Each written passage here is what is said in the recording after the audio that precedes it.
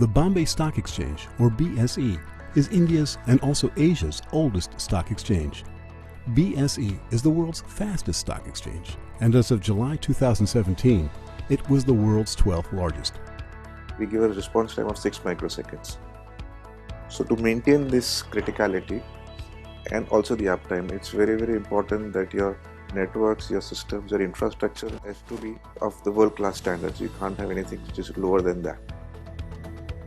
BSE's 500 servers needed to meet basic high bandwidth and low latency requirements. The original storage system was outdated and had reached its end-of-life stage, which led to high maintenance costs. We used to use Huawei. They were more strong on the networking side. Again, we knew them from the networking side, but there is very little presence in the country or the support available in the country then. So our challenge to them was to can they demonstrate the POCs, and they set up the labs with us. They assured us that their systems are capable of running it, and they proved it, and we started utilizing it, and we started small, but now we are very comfortable and we are using quite a lot of Huawei servers also in our core trading platforms also. Huawei has a full-stack ICT platform that supports cloud pipe device collaboration that can help BSE build core trading and big data infrastructure on the Huawei digital platform. We have been using their routers, Huawei routers. We use the NE40 series. We are using their ocean storage also for our NAS kind of equipment. We use their servers also in our trading platforms. We are using their high density also servers which are coming out. We are trying to use them for our Hadoop cluster. So now slowly we are trying to build the Huawei stack also. Huawei used a converged and flash-optimized design for its OceanStor 5500 V3. This allowed them to achieve a low latency of less than 1 millisecond for all flash configurations. This solution is ideal for stock trading scenarios. Huawei's technologies effectively helps BSE to be one of the fastest stock trading exchanges. Huawei is one of the technologically very competent, and we have not found any issues so far, and whatever we wanted we have been able to get from them. So I think they are one of the competitive products across the globe. Huawei built a secure, reliable, efficient, on-demand and converged storage system to ensure efficient IT operation, such as unified NAS storage management and remote replication for data consistency. Bombay Stock Exchange is the Asia's oldest and today the world's fastest stock exchange. It's one of the national critical infrastructures, because if there is any issue with the stock exchange, the country's economic parameters may get impacted. At present, India's financial technology is developing at lightning speed, and more financial technologies will be utilized in stock trading. For example, in addition to the digital trading platform, stock exchanges can also build a unified risk control platform by incorporating artificial intelligence and big data technologies. To fully realize and enjoy the benefits of these technologies, Huawei will continue to provide more complete solutions and services to facilitate BSE's digital transformation.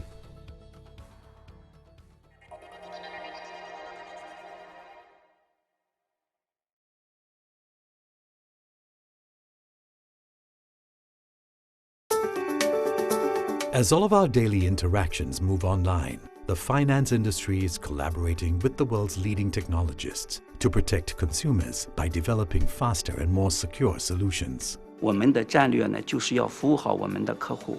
像这个轻型银行转型的这个战略，让招商银行快速成长。这个转型之路走多快、走多远，很大程度上取决于我们的科技的领先程度。数据和智能驱动，这个智能化的运营的这个能力，将决定未来的竞争格局。 The speed of sophisticated technologies are now being harnessed to ensure security for millions of customers on a variety of devices across the world. As credit card fraud becomes increasingly prolific and sophisticated, so too do the methods of fraud detection.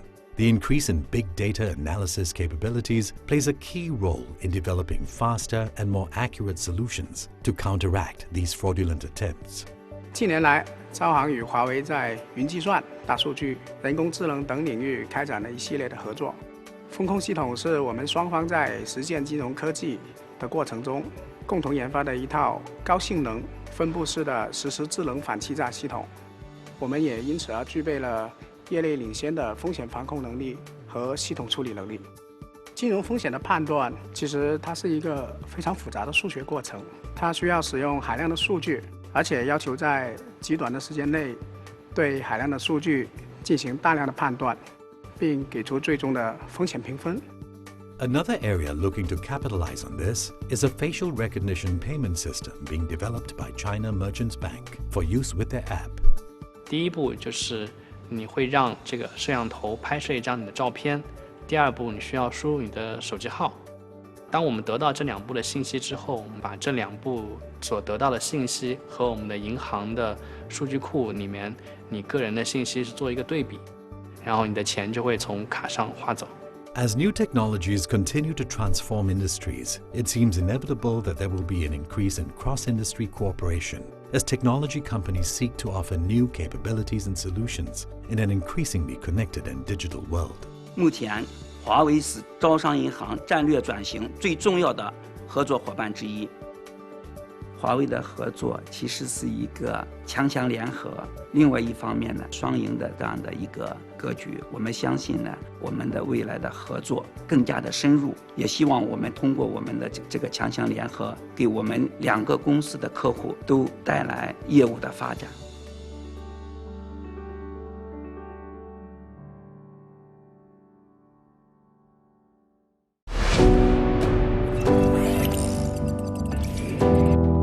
The intelligent world has arrived. Huawei Enterprise Business Group adheres to the platform plus ecosystem strategy and is working with partners to provide ubiquitous connectivity and intelligence for government and enterprise customers. The digital platform aims to support customers' digital transformation and to bring digital to every organization. Reputable companies around the world are choosing Huawei as their partner in digital transformation. Enterprise business is becoming the main engine of Huawei's growth. Huawei focuses on ICT infrastructure to build ubiquitous connectivity. They promote the implementation of intent-driven networks in various enterprise scenarios and the extensive application of wireless private networks. Huawei uses AI to build pervasive intelligence and team up with customers and partners for joint IT innovation. Huawei's integrated communications technology is accelerating enterprise office digitization. In the enterprise IoT market, Huawei enables industrial digital transformation through ubiquitous connectivity, cloud services, and AI. Huawei has been exploring and implementing the most effective practices of digital transformation with leading enterprises and governments around the world, leading global smart city development, promoting civic harmony to city residents, accelerating financial institutions' transformation, innovating in the energy field,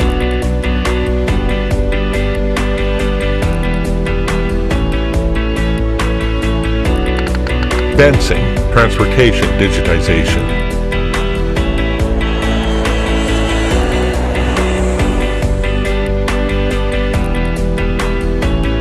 Huawei strives to innovate together with partners throughout a variety of different industries.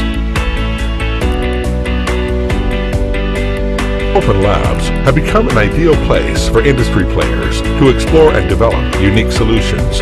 And regarding ICT services, Huawei has become a first choice for many. In the future, the Enterprise BG will continue to accelerate industrial digital transformation, focus on creating customer value, and build a digital platform to achieve data convergence. The platform will become a key tool to help industry enterprises carry out digital transformation and become the foundation for us to lead the world into a digital future.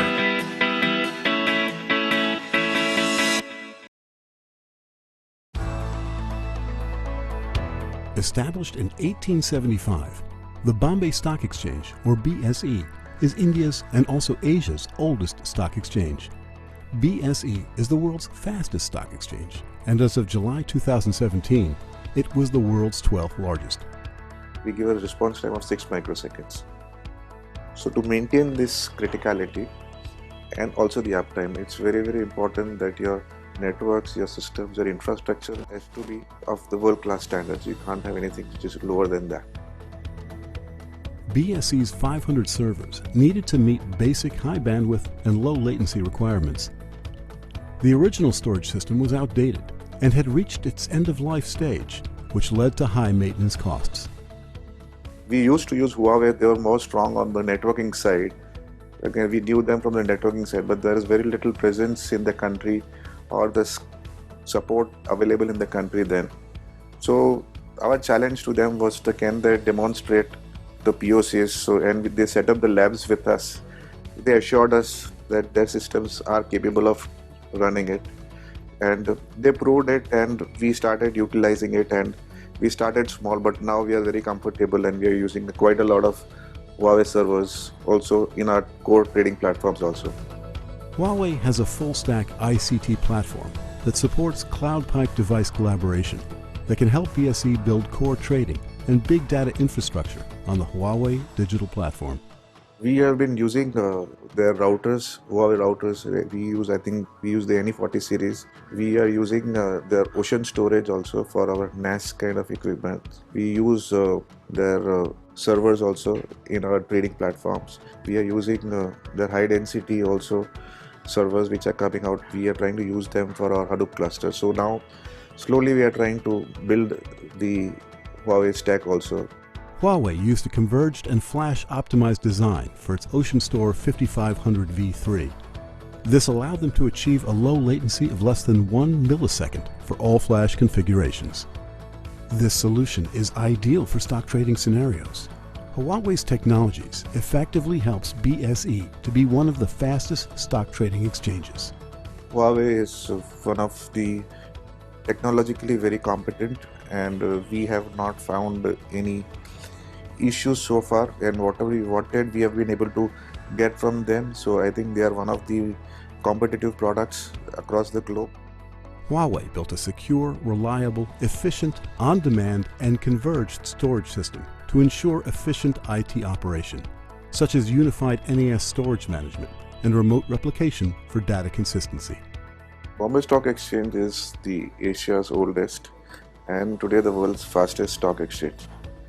It's one of the national critical infrastructure. Hello, and thank you for joining the second day and the final day of Huawei Global FSI Summit 2020. Welcome back to Shenzhen and our exploration into how the financial sector can thrive digitally in the mobile future. If you missed any of the sessions and keynotes from the day one, you can rewatch all of those materials at the link on the screen. Facing COVID-19 pandemic, no enterprise has been left untouched. IT plays a crucial role in the new normal. How is the new IT going to help organizations adjust and respond? Joy Huang, Vice President of Cloud and AI here at Huawei, is about to provide us some answers. Welcome, Joy. Welcome, everyone. I'm Joy Huang from Huawei Cloud and AI Business Group. And today I'd like to discuss new normal and new IT during digital transformation. First, I'd like to share with you cloud and AI is helping the world during current pandemic. First case, leveraging AI on cloud. We provide CD diagnosis service on Huawei Cloud in many countries. Hospitals and doctors can now have not just faster, but also more accurate results. Second case, we joined forces with Huazhong University of Science and Technology on cloud. The team conducted a large-scale drug screening of over 160 million compound molecules. So we shortlisted 5 candidates in 7 days from more than 8,000 drugs. The third case, online education. So Huawei Cloud worked with over 100 education partners to establish the Learning Anytime Education Alliance. More than 50 million teachers and students used the service. Because of cloud, we can launch online service quickly. Otherwise, it will be very hard to achieve the same result from on-premise deployment. There's no doubt that we might be facing the biggest global recession since 1933. The economist's idea of the 90% of economy is a good summary. From the financial report of more companies in China, we can see for public cloud, the revenue is growing. For internet company, especially entertainment and gaming, is growing. For internet company, for online advertisement is declining. For financial institutes, some are growing, some declining. For energy and electronics, they are declining. So for the financial companies who are growing, mostly they provide agile online services based on cloud. First example is how to provide financial services all online to small and medium businesses. Second is how to provide banking services to consumer all online. The third thing is how to enable employee work remotely from home. The slogan, banking everywhere, never at a bank, is also more accurate than ever. Cloud and AI will play more and more important role. Cloud AI is a new business group of Huawei, along with the connection and the device. So in Cloud AI business group, there are three major business areas. Huawei Cloud, including public cloud, private cloud, partner cloud. Computing product lines, data storage and machine vision.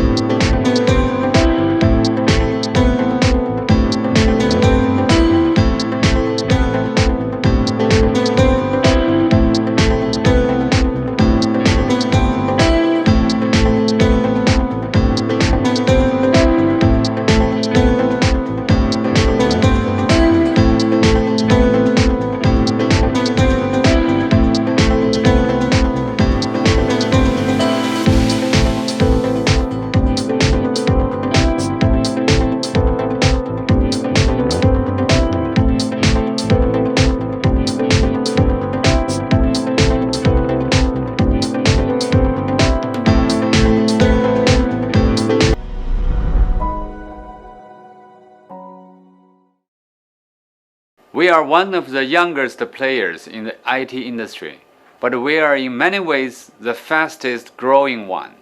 If we look at cloud, last year we are ranked number 6 in the global market and number 3 in the Chinese market, with over 220% growth rate. And for private cloud, for last 3 years, we are number 1 in the Chinese domestic market. For infrastructure, on the storage side, for the past 3 years, we are number 1 in the Chinese market. Last year, we achieved more than 89% growth in the global market. On the server side, in many quarters, we are among the world top 3 or top 4. and this year we hope continue to grow. Now let's look at the computing product lines. We have ARM-based products like Kunpeng and Taishan servers. We have a ASIC-based Atlas series for AI computing, including modules, card, servers, and cluster, and also for the x86-based Fusion server series.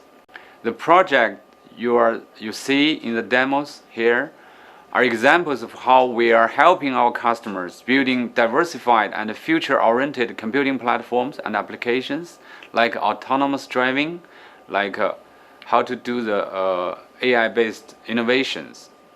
For data storage, we have a guideline called highest value per bit and lowest cost per bit. What we can see in the industry, two trends are very clear. Distributed storage and all-flash storage are taking over the market.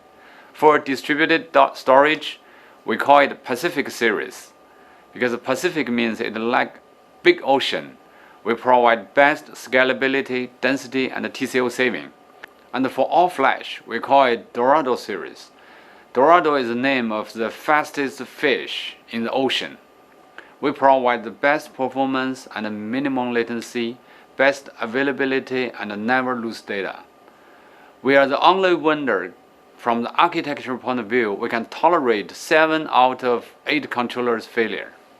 Huawei Cloud has 23 regions, 45 available zones, and over 400 services and solutions. Over the years, we have been ranked as a leader in various reports from analyst report. For example, in Chinese market, we ranked #1 in DevOps, government cloud, financial cloud, cloud management platform, and so on. Hey guys, for this part, I'm going to walk you through some of the latest developments of Huawei Cloud. So now we're at huaweicloud.com, and like Joy mentioned, on the individual services level, we now have over 200 different services. And it's not just about the width of these services, but also the depth of our offerings. And there's a lot to explore here. For example, if you go to bare metal services and click Buy Now, you can see here the diversified and flexible offerings we have to meet your demands for specific workloads. And of course, it's not these individual services that differentiate us most from other vendors. If we go to Solutions, here you can see we offer both general purpose solutions and industry-specific solutions on cloud. Because many of our customers, they don't want to start from scratch when they have an idea of building something. They want our own experiences and internal capabilities so that they can build upon them and do fast iterations. For example, if we go to Smart Retail, you can see now Huawei has, well, basically one of the largest retail and distribution networks in the world. So how do we optimize store management and how do we improve customer experience? These can all serve our customers as very good references.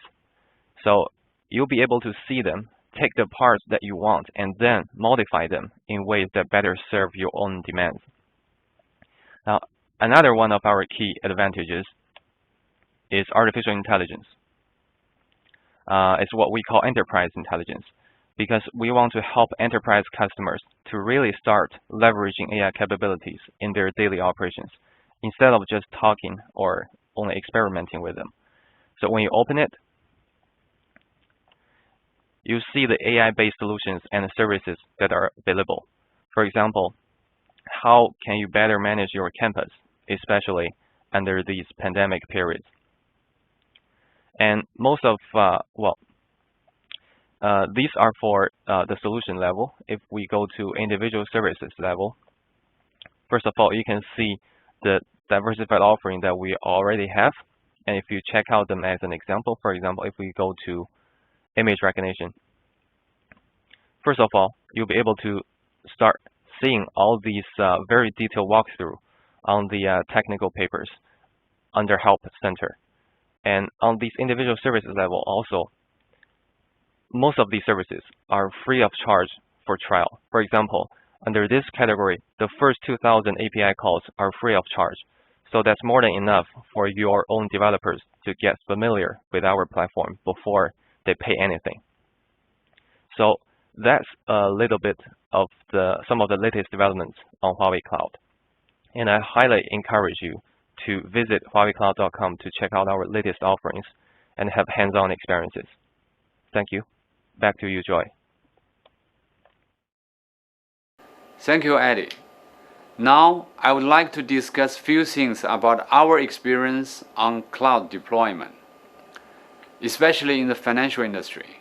First, as you can see, public cloud has rich capabilities, but sometimes banks would like to deploy private cloud. And people focus on infrastructure before, now more and more focus on the application innovation, on the PaaS related and AI related. How to get the same rich capabilities like cloud on private cloud? So we have a unique architecture. Our hybrid cloud has a unified architecture between public cloud and private cloud. Therefore, on-premise capabilities can easily synchronize from public cloud. And second point we learn from our customer, that the effective way is to practice multi-cloud step by step. Here is one example from our customer, how to build a hybrid cloud architecture with a separate clouds for different users and leverage both private cloud and public cloud. And there are two things very important for our customer, especially the banks. So how to provide customer last mile experience for mobile service and smart branches. The third point we learned from cloud deployment, this architecture will change many industries. So cloud plus AI plus 5G plus edge. For example, as you can see in those demo projects, how to use this cloud plus AI plus 5G plus edge to manage the city better, to make customer journey in airport more efficient, to implement the V2X for future transportation, to rebuild the Medicare industry, and so on. And for the banks, how to give better user experience in branch shops. That's all for my part today. Our vision is to bring digital to every person, home, and organization for a fully connected, intelligent world. Thank you. Thank you, Joy. Coming next, we have some guest speakers from Huawei Global Customer to share their stories of partnering with Huawei to leverage technologies to tackle the crisis. There are Jimmy Ang, Group CEO from DBS Bank Singapore, Michael Denema, CEO of KBZ Bank Myanmar, and Emar Agun, IT Infrastructure Director at İş Bank Turkey. Welcome. I think one of the things that we really have to look at is our branch footprint, which is going to be an interesting area to look at. Throughout this whole entire COVID situation, it was actually quite an interesting observation. As I said, the whole entire online channel stuff, and traditionally, I think people were just saying that, look, the generation above 50, 55, and people will still want to come to a branch because they were not as digitally savvy. What we actually found was that the adoption in that bucket actually went through the roof. I mean, people were actually adopting digital channels. So to me, that shift has happened. So, the role of the branch, what the activities that's being conducted there, I think will change. And I think that's one big area that we're actually looking at as well. 5G, is going to be the thing that we're looking at. In fact, we actually set up a 5G lab with a partnership from M1, which incidentally uses Huawei 5G.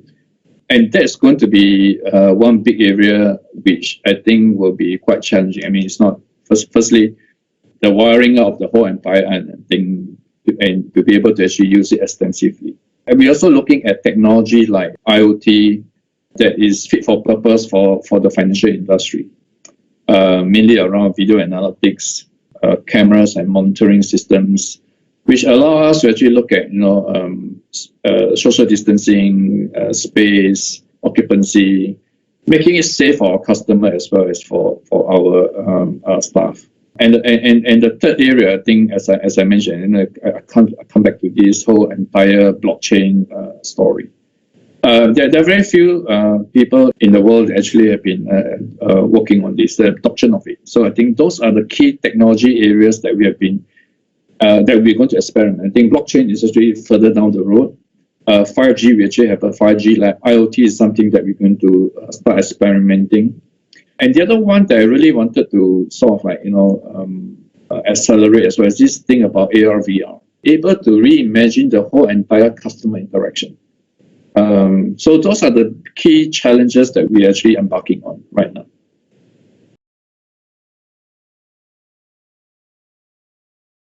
I just want to say a big thank you for the great partnership that we had in the last few years, especially during this period in COVID. I think Eric would know. I think we needed more capacity, to be built onto our VPC, and with the setting of the VDIs and VPNs. I think Huawei has been a fantastic partner in responding to the needs of actually getting a lot more servers for us.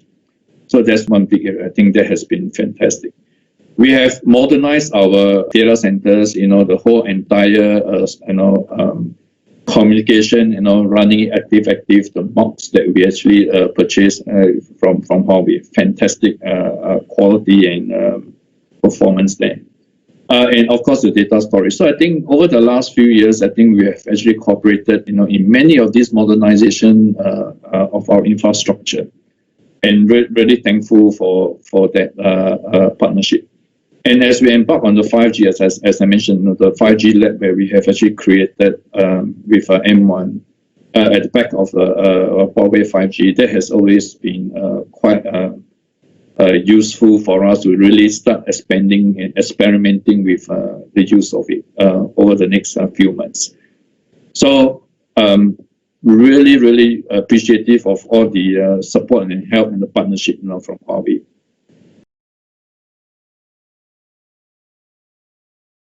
Well, I think that those areas that I talked about, especially in AR, VR, I see great promise, in some of the products that you have.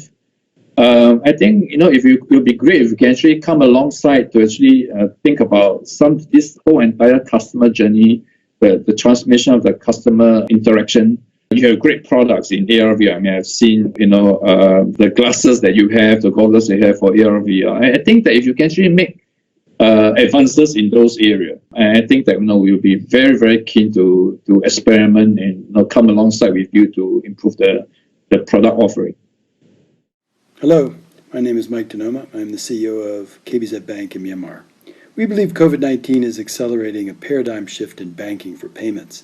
We see both a real threat as well as a significant opportunity on payments in a post-COVID-19 world.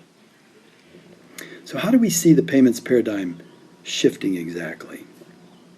First, we see movement from branches and an attitude that starts and stops at the glass doors to territory management and meshes with geolocational information and up to 100 times more physical distribution points. Second, we see settlement changing, moving from T+1 or more to instant real-time payments. Consumers love this. Hit send and instantly, bing, the money is there. Real-time information also has great value for businesses along the value chain. Third, we see great possibilities in moving to 100% financial inclusion with free current accounts and free P2P transfers. Fourth, we see great customer reaction in our move from core banking-backed mobile apps to much more engaging fun wallet, equivalent to the best payment apps in the world. Fifth, we see the exceptional appeal and effectiveness of the mobile onboarding of customers with full paperless biometric KYC. Huawei has been a terrific partner and helped KBZ Pay deliver all of the above. They provide an exceptional payments platform.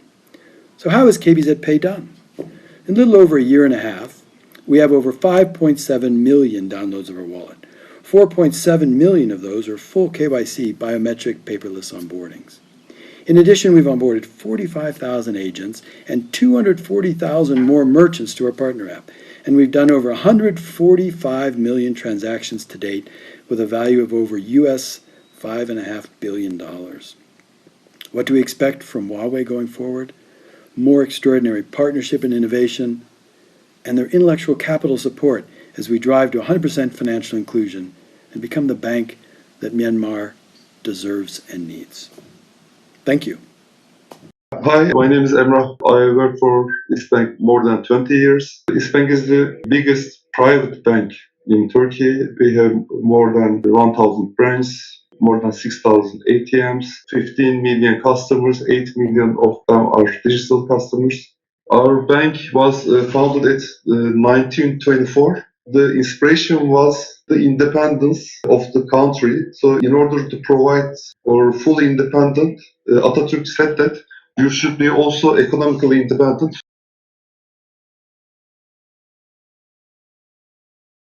Okay, of course, there are lots of financial impacts because of the decrease in the, let's say, transactions, financial transactions, and income decrease has occurred, and it will continue for some time. Also, some of the risks for the credits increased. There are other financial impacts. Maybe what I've seen is banks' technology infrastructure was very ready to switch to, especially to a remote working model, because after the decision made in 1 week, as I said, 12,000 people was working remotely using VPN connections or using laptops or their mobile devices.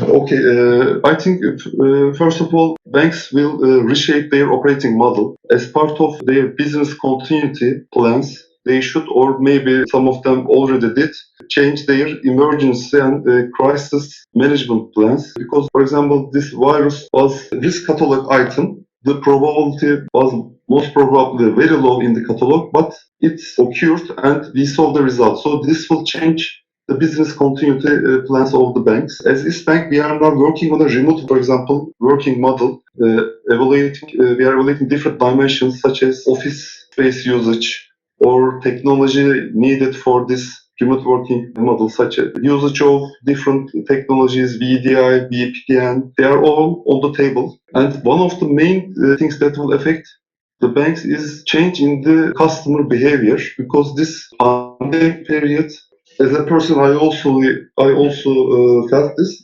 change the needs, the consumption behavior of the customers. So banks should adapt their business models to this new consumer trends and new economic model. And also, business model for selling and marketing for the banks will be much more virtual, and this will need more focus on the deeper customer engagement. And because the transactions will, let's say, will be done more actively on the digital channels, the digital customer experience will be very critical item for the differentiation or competition of the banks in the future. Actually, all banks have digital transformation programs on the table. It's a never-ending journey. And the last thing I can add is, because of this customer behavior change or because of this declining incomes, banks will need and use data analytics and AI much more than today, because they will need to understand the new trends, analyze the customer behavior, or make some scenario analysis to understand the financial impacts of this period. And also, as I said, AI and data analytics will play a crucial role. We are also using AI for our IT operations. So we have an initiative called AI Ops, AI for IT operations. So we started to use AI, for example, prediction of the problems before it happened, or for the root cause analysis for a problem, so that we can recover the systems fastly.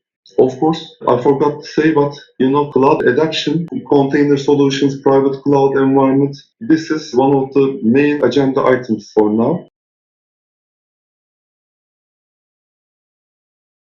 Okay, Huawei, actually, we started the journey at Huawei, correct me if I'm wrong, Şeyda and Song, 2 years ago. In the first period of this journey, we were trying to understand each other, to understand what are our expectations, what were our priorities, and actually we made some small and successful projects in the first, let's say, year of this journey. We have as this bank, we have a technology evaluation, we have different technology evaluation criteria.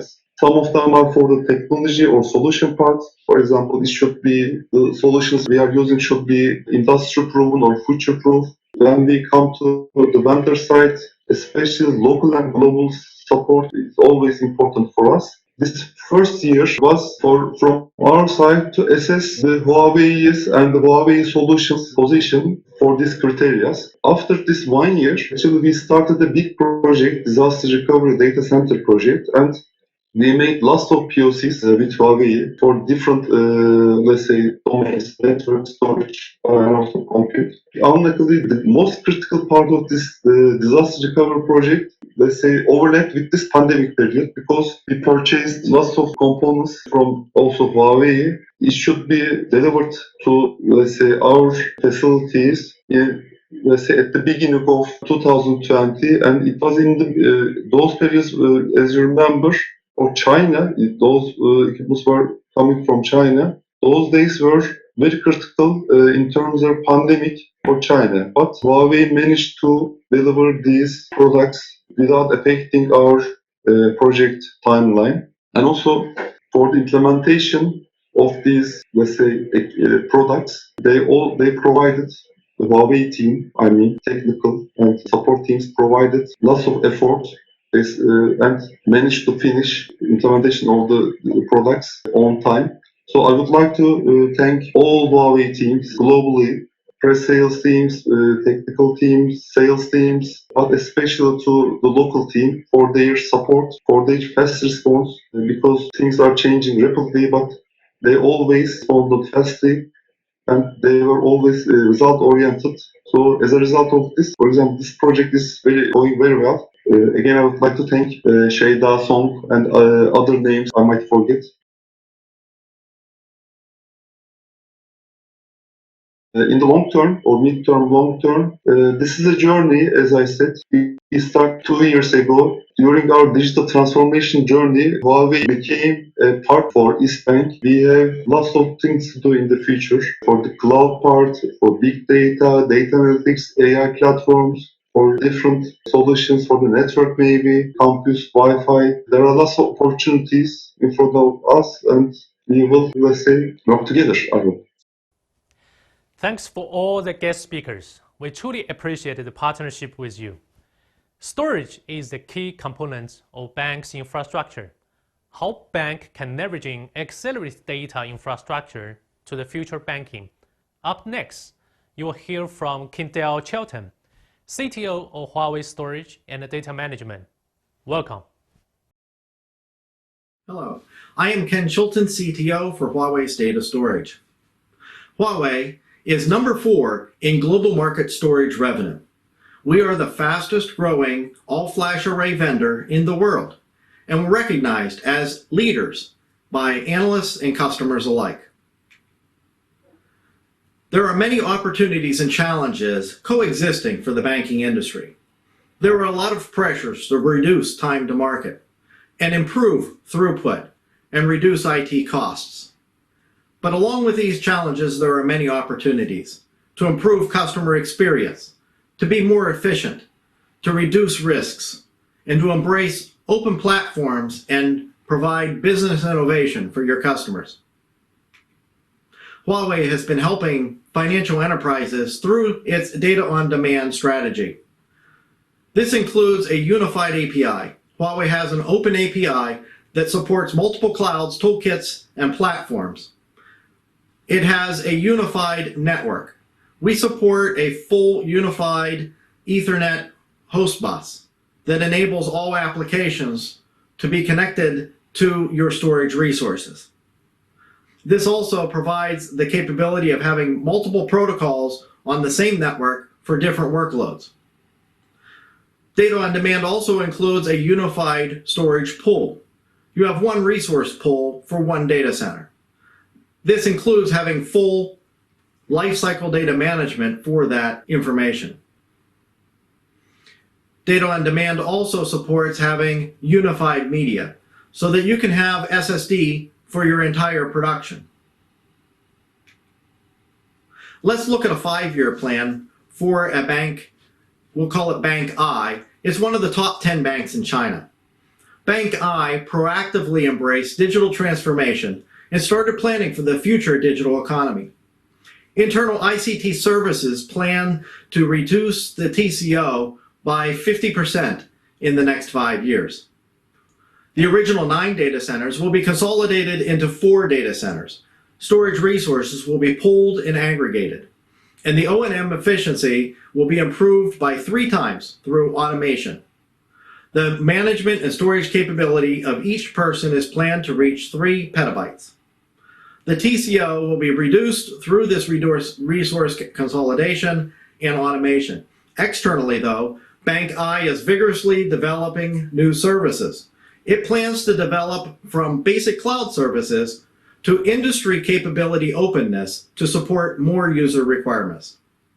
Based on this plan, Bank I planned the digital transformation-oriented data infrastructure and proposed 5 basic capabilities: providing end-to-end services management, providing good real-time interaction experience for services from different industries, introducing full lifecycle automatic management and O&M capabilities, unified management, and a truly open architecture.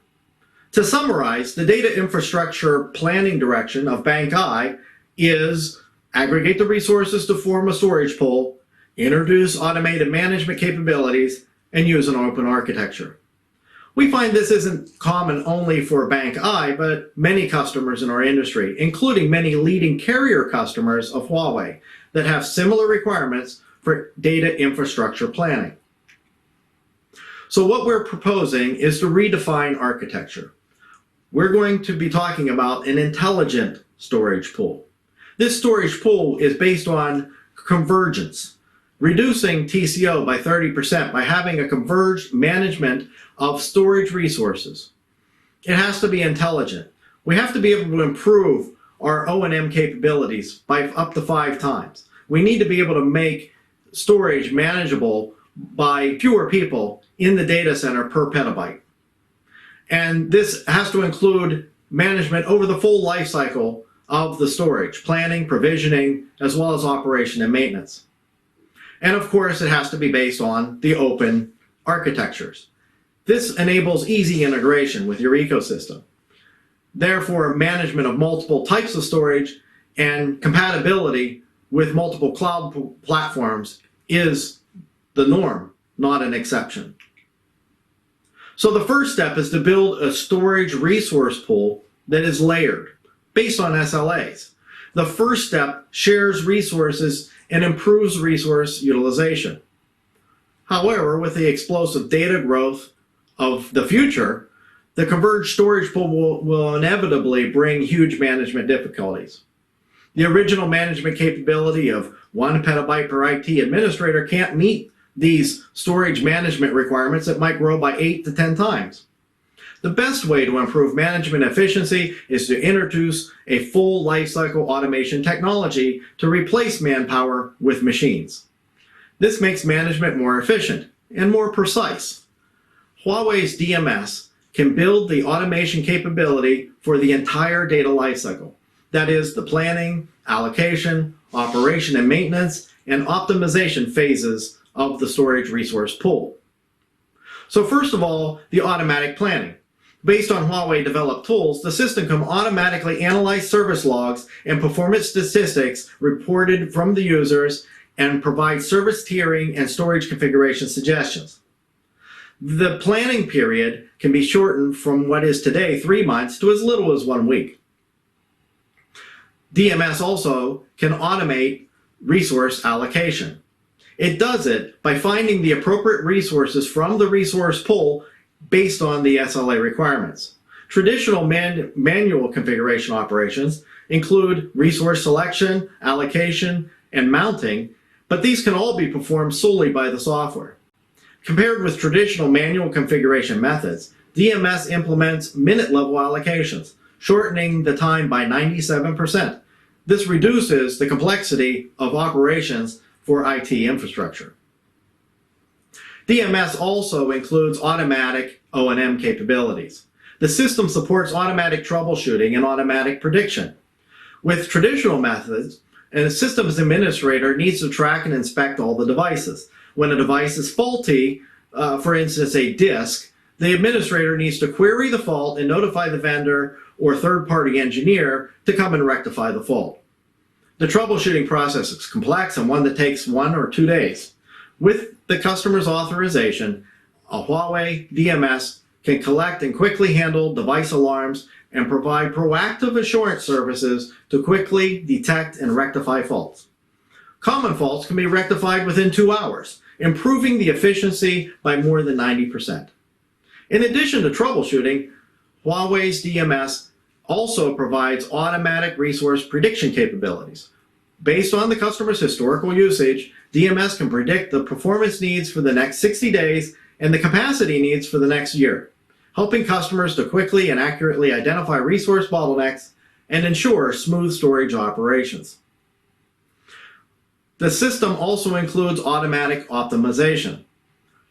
After a traditional data infrastructure is constructed, the mapping between services and storage resources is essentially fixed. When SLAs change, these changes cannot be quickly handled. For instance, if the SLA requirements of applications increases greatly, services need to be migrated manually to another platform, and such a migration is complex and may take many months to complete. In addition, the applications risk being interrupted. Huawei's DMS can monitor the changes of service SLA requirements and automatically provide suggestions for users based on that analysis. Users can determine whether to perform automatic optimization. DMS can automatically migrate data corresponding to each service to a proper location based on the requirements.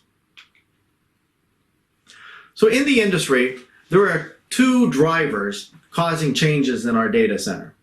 One is around the network, the other is around the media. Within the network, we see a drastic change in the way our data centers can be constructed. We now have NVMe over Rocky fabric technology. This technology reduces the number of steps required by the software in each I/O. It also, as a result of that, can reduce host latency. And it introduces new capabilities, such as a peer-to-peer relationship. That peer-to-peer relationship can improve data mobility, as well as to improve our ability to configure systems. There are also changes happening in the media. Over the last several years, we've seen SSD media evolve from SLC to MLC to TLC. But this year, we're going to see a different kind of change. We now have 2 different types of media that are considered solid state. The first is storage class memory. This is a performance-oriented solution. And we also see QLC, which helps us to reduce the cost of solid-state systems. And so these 2 technologies will continue for some time into the future. So to look a little bit more into the network part of it, we now have a capability of having an all Ethernet data center. Traditionally, data centers have used anywhere between 3 and 5 protocols. Each of these protocols required a different physical network. And those networks cost a lot of money, each involving their own cabling, their own switches, their own ports. But now we're moving to an environment where everything can be Ethernet. That capability allows us to save a lot of money in CapEx as well as operational costs. It increases our flexibility, it increases our agility. And if the fabric that this is using is an AI fabric, we can recognize a 0 performance loss or even performance improvements. As I mentioned earlier, we are seeing reduction by using NVMe over Rocky of 0.5 milliseconds down to 0.1 milliseconds of read latency. This is dramatic for our industry and is necessary if we're going to be able to handle the changes that are coming. So as we talk about the different storage media technologies, we can't go without talking about OceanStor Dorado V6. OceanStor Dorado V6 is the fastest all-flash storage array in the industry. It redefines performance. It can satisfy 20 million IOs, read latency of 0.1 millisecond each. This is the industry's fastest. It is unmatched by anything else on the market. But that's probably not the most interesting part of the story. OceanStor Dorado V6 also redefines reliability. OceanStor Dorado V6 can tolerate triple points of failure. If you lose any 3 controllers out of an 8-controller Ocean Store Dorado V6, you still have access to all of the data and all of the ports on the system. In fact, you can lose 7 out of 8 controllers in an Ocean Store Dorado V6 and still have access to all of your data. This level of resiliency is unprecedented in the industry. In fact, this combines with Huawei's attention to detail and quality in the build of the components to reach unmatched availability.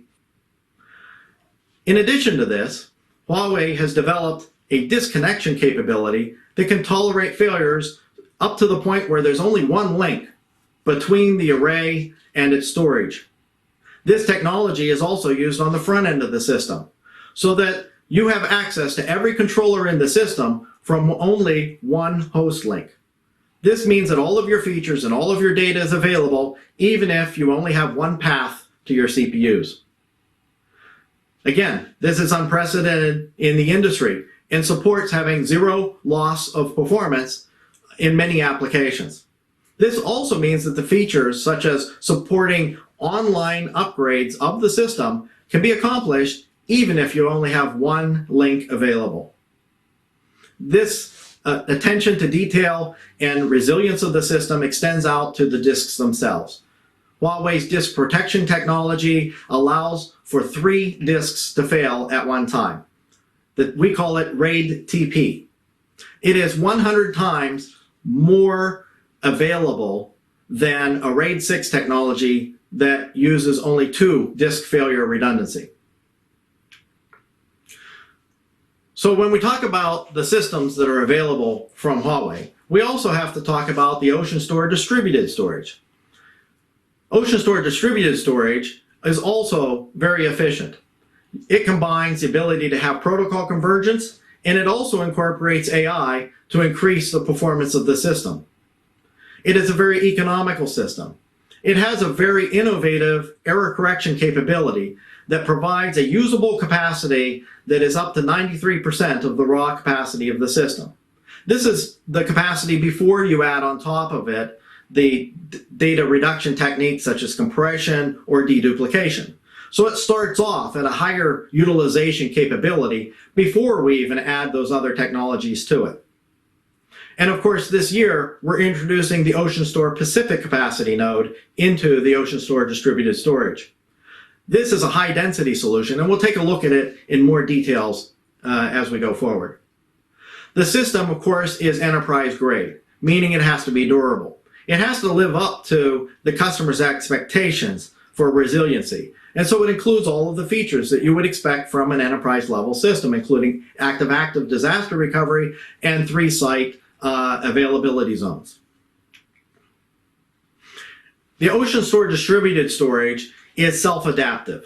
As I mentioned earlier, it includes AI technology. This AI technology also allows the system to train on your workloads, to be able to optimize the performance based on your exact situation. It also includes self-adaptive capabilities that help you with DevOps. It's able to handle your big data workloads in the same systems that you're able to run the applications. It also is able to handle large bandwidth applications such as video, audio, and document management systems. It's converged. It's able to handle block, file, HDFS, and object all within the same system. It's intelligent. It has a multi-protocol interworking architecture. We will be able to provide a one data capability with this system so that the same storage object can be read through multiple different protocols. It has efficient data reduction algorithms, including dedupe and compression, that are very advanced, and I recommend having a deep dive on those techniques. They are industry leading. A multi-level reliability is absolutely necessary for a system of this scale. And Huawei delivers with the Ocean Store Distributed Storage a multi-level reliability capability that makes this system truly enterprise class. The system is also delivered in multiple ways. It can be delivered as dedicated hardware or using commercial off-the-shelf hardware. And that commercial off-the-shelf hardware can be x86 or ARM-based. For dedicated hardware, Huawei delivers many configurations, including a high-capacity node called the Pacific Capacity Node, and later this year we'll also be introducing a high-performance node that is capable of much higher bandwidth and SSD capability that put this system into a tier in a class all by itself. So let's talk about the Pacific Capacity Node. It is the highest density for the minimum footprint. It takes what usually would take about 12 U of space to deliver 108 disks down to providing 120 disks in only 5 U. This is the industry-leading capacity for a system on that footprint. If these are 20 terabyte disks, you can put 2.4 petabytes in 5 U. This is industry-leading technology and utilizes many technologies that are exclusive only to Huawei. So to introduce those technologies to you, including Huawei's patented butterfly wing design, I'm going to play a short video to illustrate how 120 disks goes into 5 U.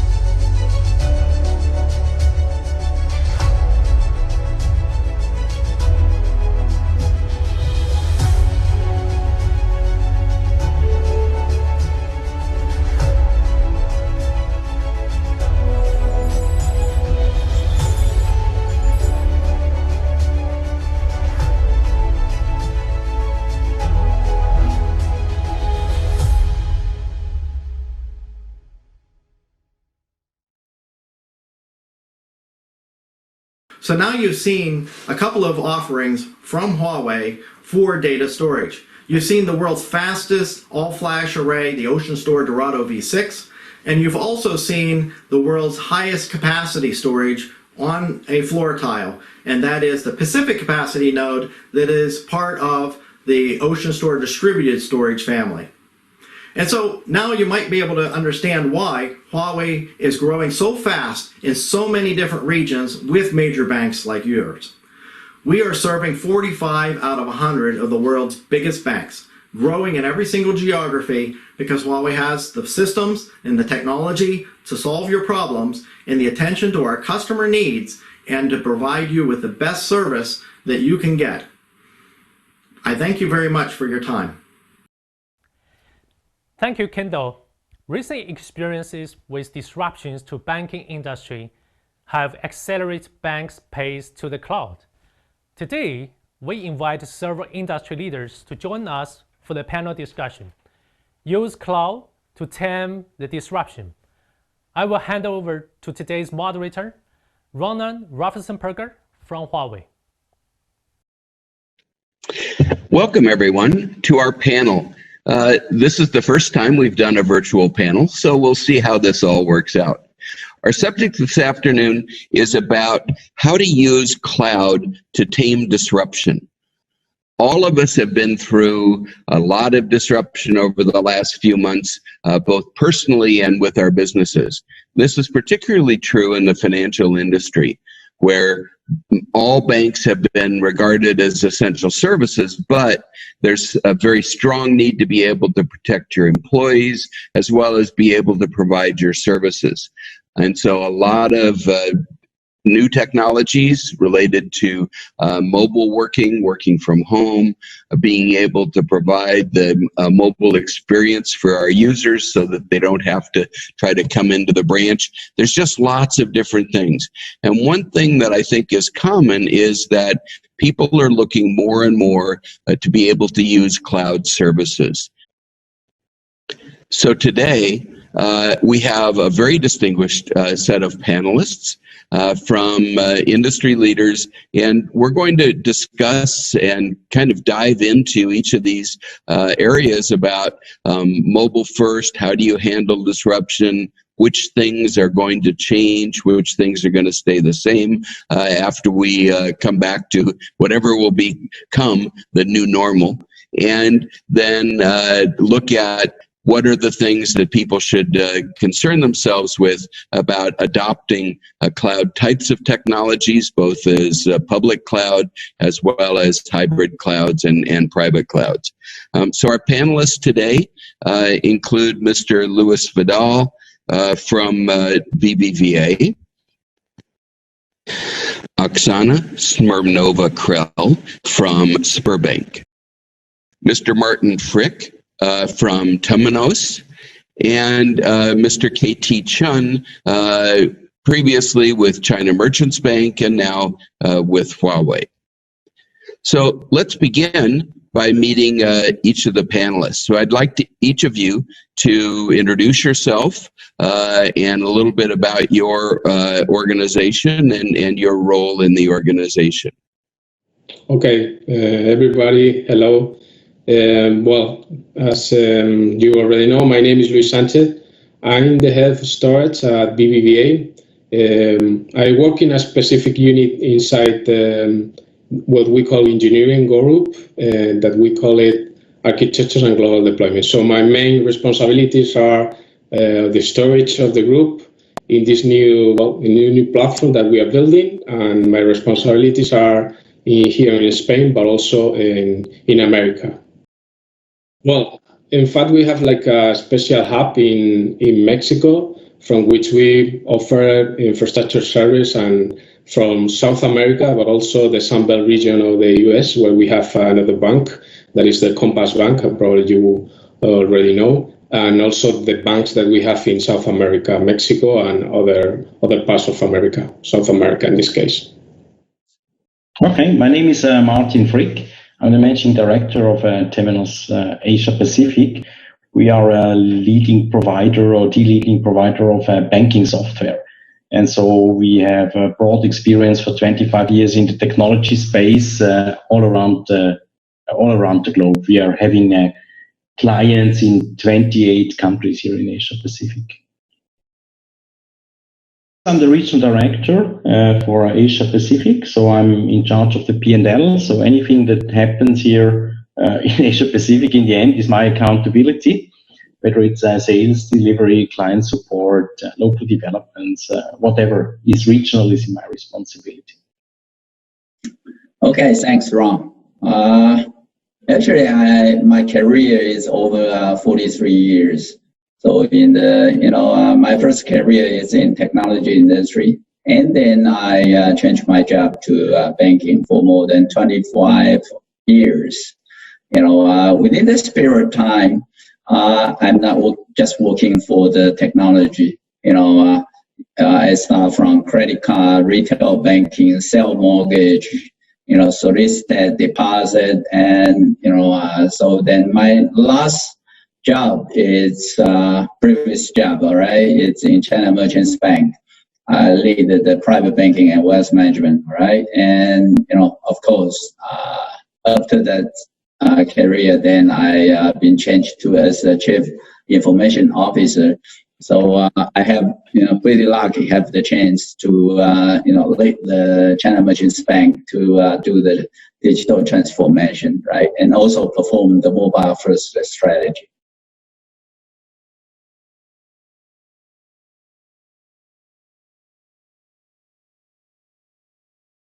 I know that certainly Spain has gone through quite a lot during this pandemic. And during the disruption, it seems like an awful lot of users have moved more to mobile phone-based banking activities. Do you think that this is going to continue afterwards? Do you think that people are going to continue to have used a lot of mobile, continue to use a lot of mobile banking, or do you think a lot of people are going to go back to their previous habits? Well, I think recent health events indeed has shown the need of a predominant mobile option. I think this is an unstoppable trend that, depending on the place in the world you were live, on your culture, it was more or less evident. For the bank's increasing number of digital customers, mobile far outstrips traditional computer-based access to online products and services, and is still rising fast. So yes, for some banks, the demand chain will force to do it. Perhaps those are already late. But for others that were already prepared, this is the win they were expecting.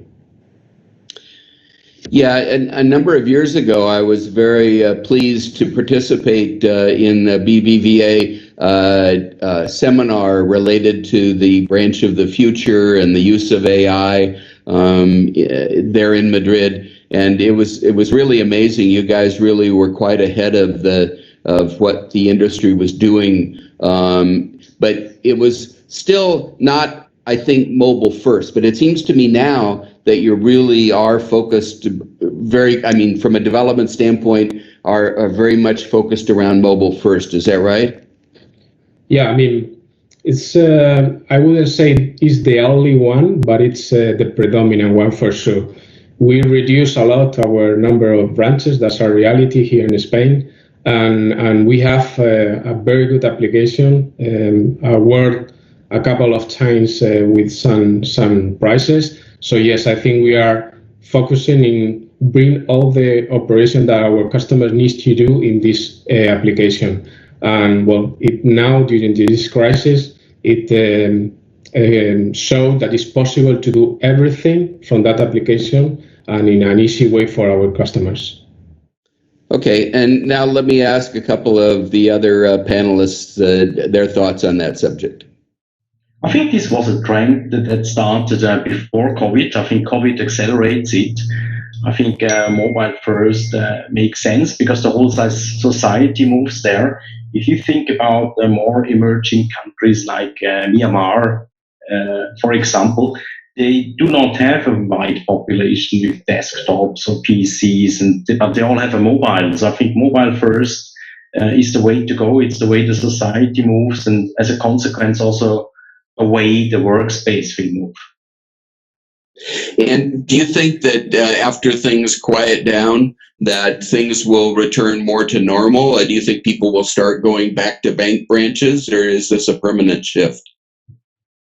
Well, it all depends on the convenience and the offering. You know, if you have a convenient way to interact with your bank that does not make you go to the branch, and I think people will take it. If the offering is not convenient enough and not compelling enough, then people will still use the branch, and there will always be this remainder of the population that just feels nice to go to the branch because they maybe know the branch manager since 30 years. And I think, but as a general trend, I think mobile first is going to stay and is going to be mobile only over a certain amount of time. The Temenos was one of the first more traditional suppliers in the financial industry to move to supporting public clouds. Is it your general feeling that in order to do mobile first, you have to have some mobile cloud, or is it something that can be done in people's private clouds? For us, it's our strategy or vision is SaaS first. It's not so much about mobile first. It's software as a service first, because I think slowly but surely this old model of banks acquiring software is something of the past. Banks want to go into a Salesforce model where they can consume services, whether it's core banking as a service, whether it's wealth as a service. And we as a company have the strategy and the vision to move in that direction. And if you think it through, this will automatically then lead you to a cloud-first approach. Obviously, some of the clients are still a little bit more conservative and they go for hybrid models or on-site deployments. But even if you do an on-site deployment, you will do this in a way that it's kind of cloud-ready. This means whenever you are ready as a bank or the regulator is ready, you can move the part of the operations that you intend to a public cloud. What's your opinion about that, KT? Oh, okay. I think this is very, interesting questions. Personally, I deeply believe, mobile is the most important things of personal devices anyway, which is quite different from PC. Even the system, the architect, and the user experience is totally different from PC, right? Because it's mobile, right? Especially in China, you will see that when I was the CIO, that will be 2014. On that time, you can see most of the people they using mobile, not start, right? They always using mobile on the social, and they're using mobile to do the e-commerce. And then, after WeChat launch, their WeChat payment, you will see that, they almost replace the cash. So, well, we can foresee in the future that mobile is going to be more and more important. Why? Because mobile in terms of scale is, billion, and compared with the PC, you cannot mobile, right? And there are so many devices which PC do not have. For example, camera, recording, that sort of things. Also voice, social, you can be noticed, just like during pandemics, right? Contact tracing is very important, right? So how can you, do the contact tracing? I think the best one is best devices is mobile. So when we come back to the, consumers' behavior, or, every people's behavior, we will see that mobile is going to be the primary devices for the customer, right? So as a bank, right, how can we better serve to our customer? So I think mobile is the number one that we have to, follow this. So, when I was a CIO in CMB, our strategy, why we define the mobile first as our strategy? That means we will put all resources, develop the software, the application to serve the customer. First one will go to mobile, right? So this is why we define this mobile first strategy, right? Okay, so I personally deeply believe this is the trend and this is the future, right? Ron? And Oksana, what did you find at Sberbank related to this? Well, first of all, it's absolutely true that due to the crisis, consumers started to use mobile banking applications and mobile banking more than ever before. And that crisis has changed the profile of on the consumption profile of all the customers. They not only started to work from home, but they started to order take out food more. They meet friends less, and they not go to restaurants. It means it changes profile not only of mobile banking, but also of e-commerce and the way it looks like. People, from my perspective, easily get used to it. And if we look at all the observations that are now published all over the world, there is a strong opinion then that this crisis will change really the behavior of customers, and mobile first will be more and more penetrating the wider areas of population. So it will become more popular, both mobile and online web banking as well. And what I found interesting lately in one of the articles, there's a good slogan now. It's not only mobile first, but it's the right time to start talking, to move from mobile first to mobile best. Since now, what we have to pay attention to, not only to the development offline services provision, but also to the quality and to the user experience related to it.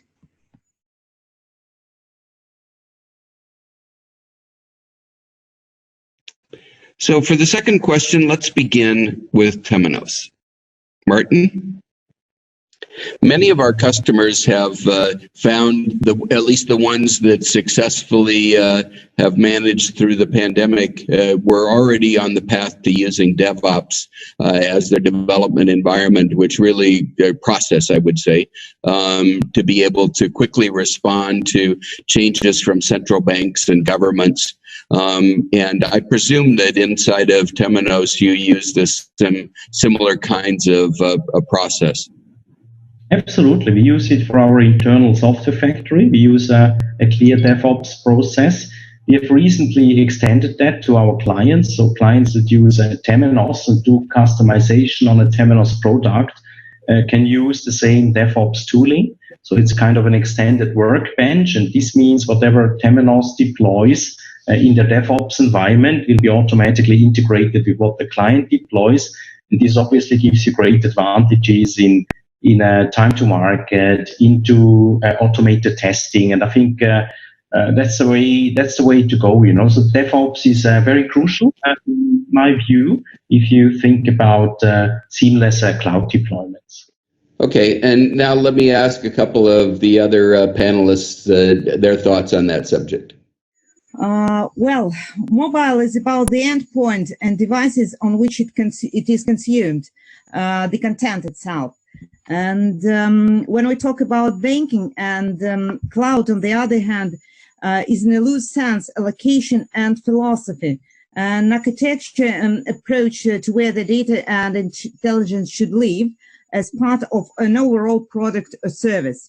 Therefore, whether or not this data or intelligence sits in a distributed cloud environment is completely separate from the endpoint it happens to be consumed on. So to be cloud first is to design new products and services with cloud-based backends in mind, and to be mobile first is to design them with mobile front ends in mind. So from my perspective, those two components each other complement each other well, and there's no conflict there.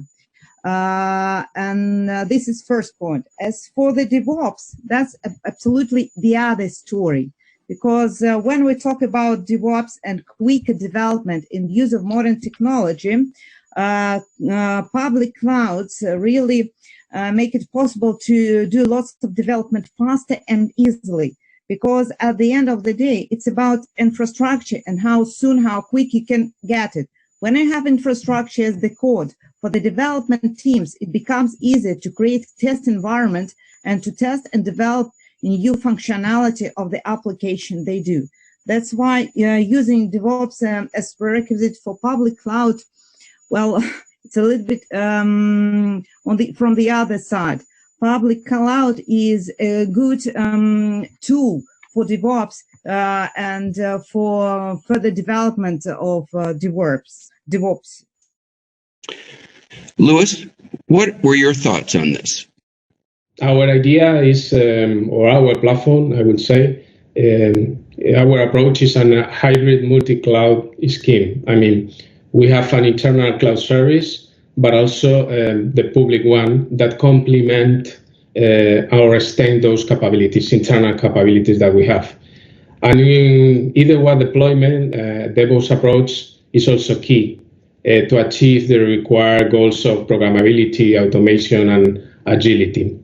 So in my opinion, it's important to use the use of the cloud scheme, but also the DevOps model, but not for the characteristics of each of those possible implementation, but rather for the concept and the way of working that exists behind at the self-provisioning model with fast, flexible scalability, fast and flexible scalability, high availability, and an adequate performance on the one hand, but also the ability to deploy and operate the entire infrastructure as a code on a programmatic and predictable basis, just as is done in the application level. That's our goal, and that's what we are doing. KT, what do you think about public cloud?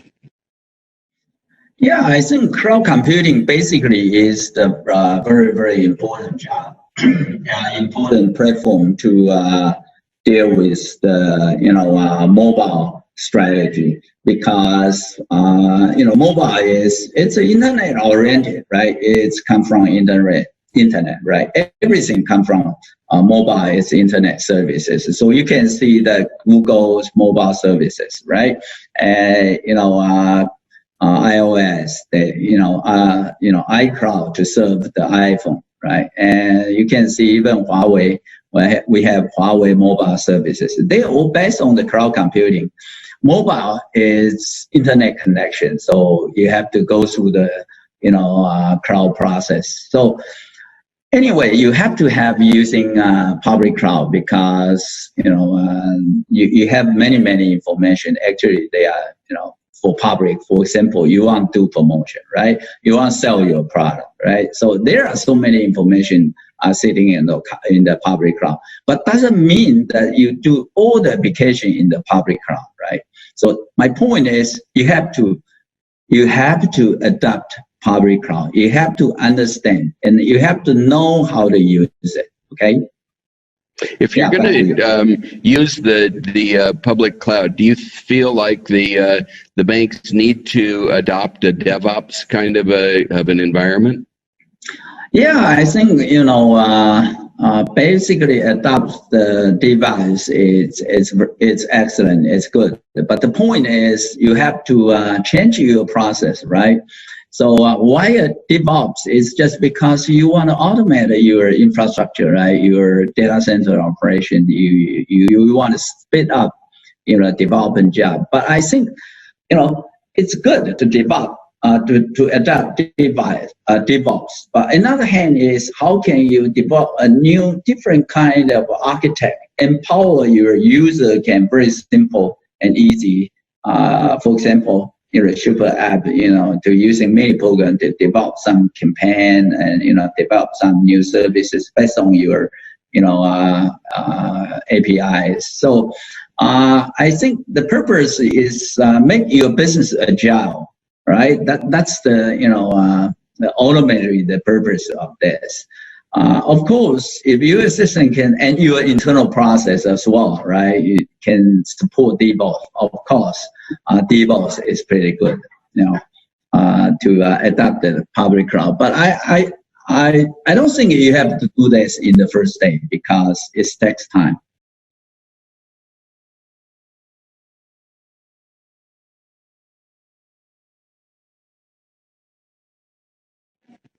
Let's begin this question with Oksana. Well, I would say it's really a little bit rather extreme because there's quite clear restrictions really for the banks to move to a real public cloud. When we previously talked about DevOps and using public cloud to really to make things faster to happen, then it's clear public cloud is a very good tool to do. When we talk about production facilities, there's quite a big risk there will be a lot of issues as far as security is concerned, compliance is concerned, personal data storage is concerned. These factors have to be taken into consideration when we talk about clouds, and when we talk about banks banks' intention to move to 100% to public clouds. If you see what's going on, for example, in the American market, for example, banks are investing into developing their own private clouds. And these private clouds help them to reduce costs on the infrastructure. The best example is, for example, Bank of America. They said that the decision to move to their own private cloud helped them to reduce their firm service to 70,000 from 200 and its data centers from 23 to 60. This is the more clear trend how it's going on, because a bank should be very cautious thinking about hybrid solutions and moving to public cloud, because they're responsible for customer data, for the security, and there will be lots of compliance issues there. Yeah, those are impressive numbers. Those are impressive numbers. So on that B of A was able to do. When you are looking at your workloads, what are some of the considerations that you would have for which things go in a public cloud and which go within your own private data center, private cloud? The most popular workloads are databases, analytics, and web content hosting. The public cloud is generally sold as cost-saving technology, but the public cloud can save you a lot of money when it's applied to the right problems. When do we avoid public cloud? First of all, when we talk about high-performing computing, because high-performing computing is the good example of where if you do enough of certain workloads, it can go from cost-effective to cost-ineffective. Cloud-based computing resources usually take form of containers, a virtual machine, where system resources such as CPUs, memory, network, and storage are shared between multiple users. And even most powerful compute instances are pretty weak compared to what you get on bare metal. Another thing when you have to avoid this kind of service, when you talk about petabyte scale storage, which is not always a great candidate for cloud hosting either. When you're measuring your storage requirements in petabytes, public cloud hosting is even the most expensive solution that you can use. But cloud solution benefits from the economics of scale and the extreme efficiencies that only hyperscale data centers can afford. For larger permanently installed systems, it may make better financial sense to host them on premises, and you can still use the public for bursting specific services or completely applications. Louis, how does BBVA view this? Well, as I already said, in my opinion, the hybrid multi-cloud approach is the one that, for me, makes sense. The role it must play is that of complementing the internal capacities. It's one more option to achieve the intended purpose. So used intelligently, it's one more resource to implement the business strategy. It should therefore be considered as a complement and an extension of capabilities. So it's about getting the maximum benefit from each of the strengths of the different approaches. Okay, and Luis, when you are looking at workloads and where they should be put, what are some of the considerations for the things that you would put on a public cloud? Well, I think it's a compendium of many things. In general, costs are important, but they shouldn't be the only driver. I think a clear internal strategy adapted to the characteristics or needs of the workloads or the application to be moved are also important. For example, the kind of demand the application will have is a steady one versus burst that is linked to the ease of quick scaling vertically or horizontally in the different approaches. Also, regulatory or security requirement, or the ability or not to provide the service internally in a concrete moment in time must be taken into consideration. Also, be able to pour workloads from one cloud to another is something that has to be considered. And how do you think about this, KT? I think public cloud is good if you can, 100%, change your internal control, your internal process, and all the people knows how to leverage the public cloud, resources. You know how to use 100%. That would be good. But I think most of the incumbent bank, they already have a legacy system, right? That legacy system, they perform, lots of bookkeeping applications. They have many backlogs and burdens. They are running for them to earn the revenue, right, today. So I think it's almost impossible if you 100% adopt the public cloud.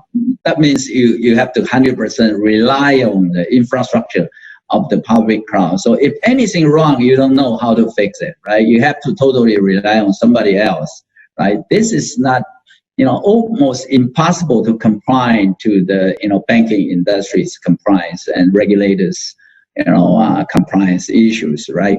So I think 100% adopted public cloud is impossible. So usually, my experience is hybrid cloud, right? Totally hybrid cloud. Because why hybrid cloud? Because this is the technology trend. And 100% rely on public cloud. That's, it's almost impossible. Right? And, this is my opinion, basically, right? And in a hybrid cloud environment, how do you decide which things should go into the public cloud?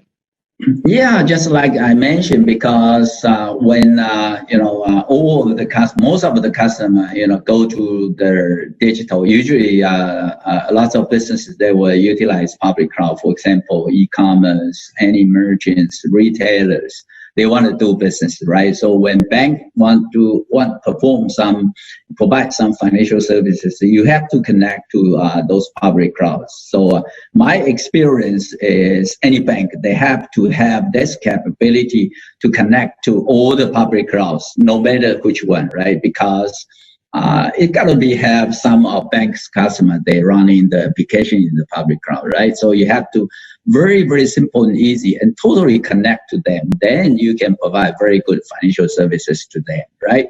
That's first one. And secondly, many information, actually you do the marketing job, right? Then I think the best way is you leverage the public cloud resources, right?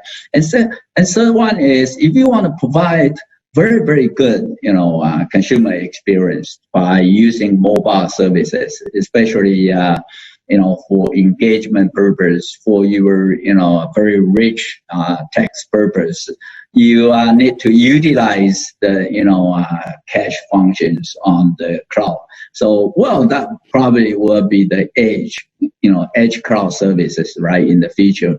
So I think the bank have to know how to leverage this. For example, the video conference, usually you have to leverage the public cloud services. You cannot just, create your private cloud to provide, video conference services to all of your customers, right? So what I'm going to say is there are so many services which need to rely on, I think can leverage, public cloud. For example, the marketing information actually is public. So you probably can leverage public cloud resources rather than you construct by yourself, right? And sometimes new application or very emergency application, which you cannot expand your, on-premises resources, then you also can leverage public cloud and move in, right? And another way is when you handle the cybersecurity, right? Some DDoS attacking, and I think there is a very, very good way to leverage your public cloud. So you can, using public cloud, to let your private cloud more, secure, right? So I think very smart using public cloud is very important because this is also the trend of the technology, right? Ron? Martin, as we mentioned before, Temenos supports both private and public cloud. What's your general feeling about the public cloud, 100% public cloud question? I look at this more as a vision statement. I think if you would to lift the hood, no bank as of today would be entirely run in the cloud, maybe except for new greenfield virtual banks. But traditional banks will always have a mixed approach, a mixed bag as of today. But I think it's the right vision statement to move there because, cloud is not only a technology challenge, it's also an organizational challenge because you need to change the way you work, the way you deploy, the way you interact with your partners. So it's a whole transformation in the organizations. I think if this vision statement from the top management is not out there, it's very unlikely that the whole organization will follow through this transformation.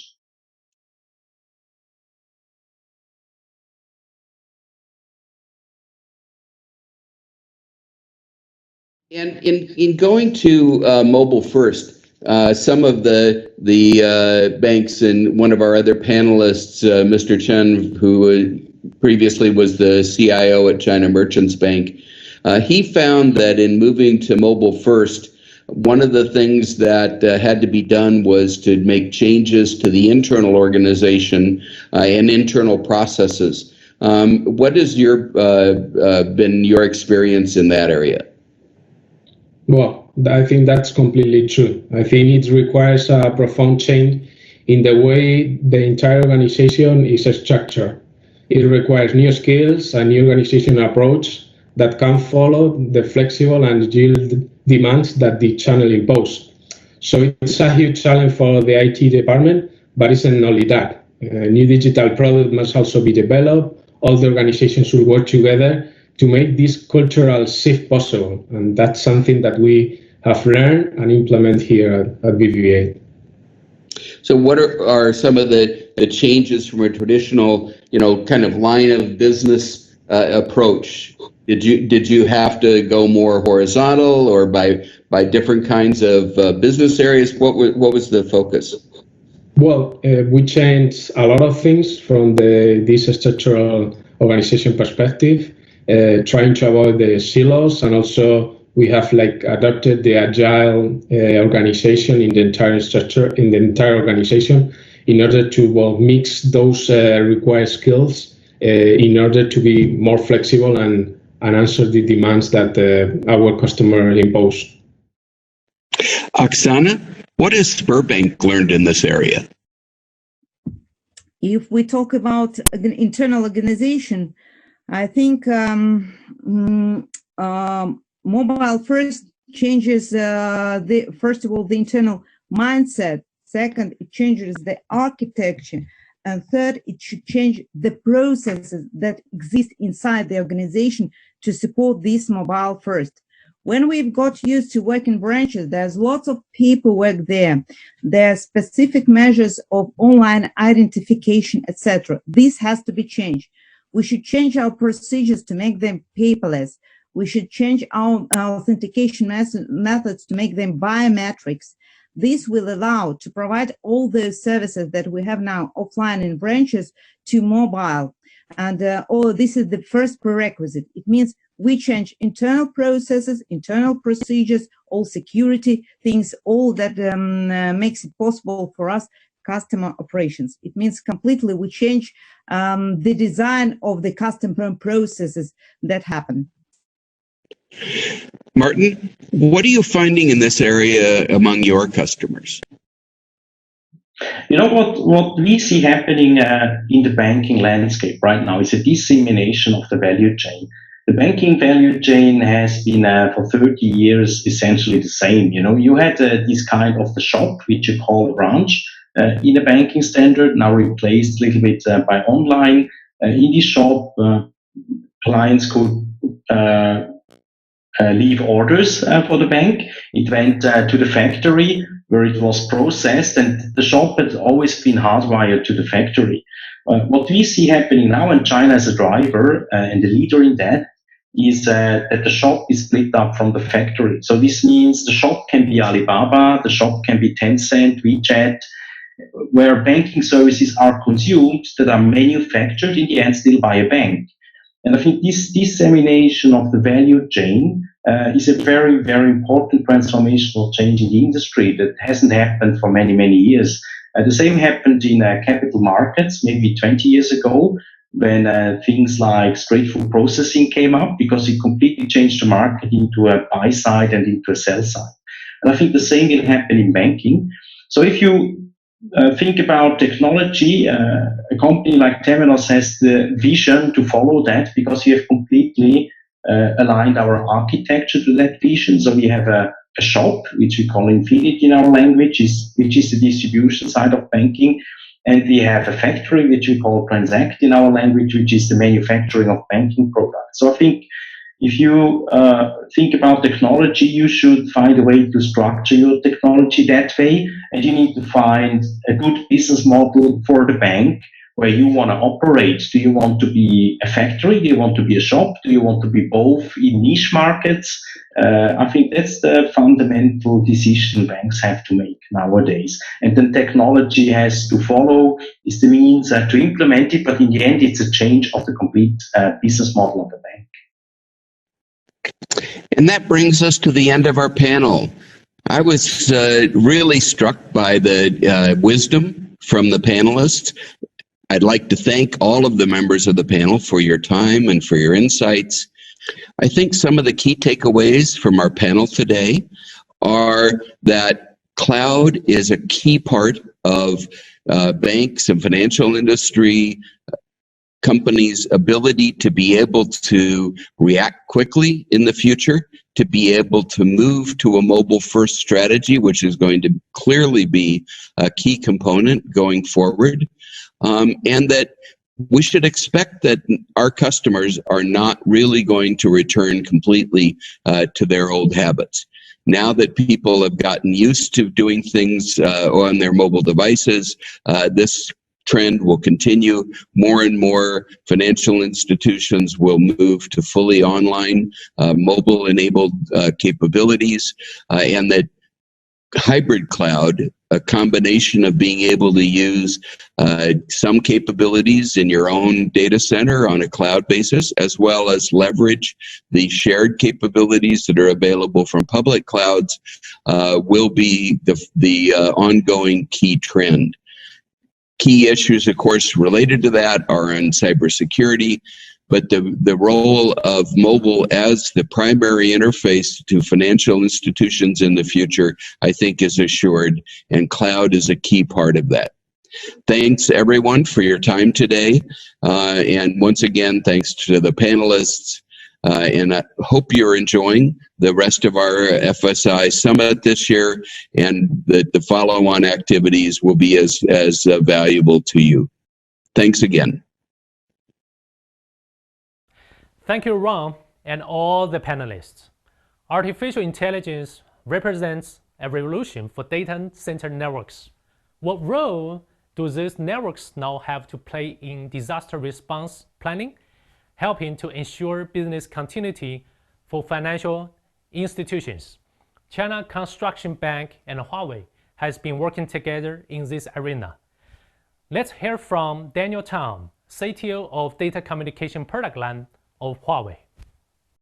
Hi everyone, my name is Daniel Tang. I'm from Huawei's Data Communication Product Line.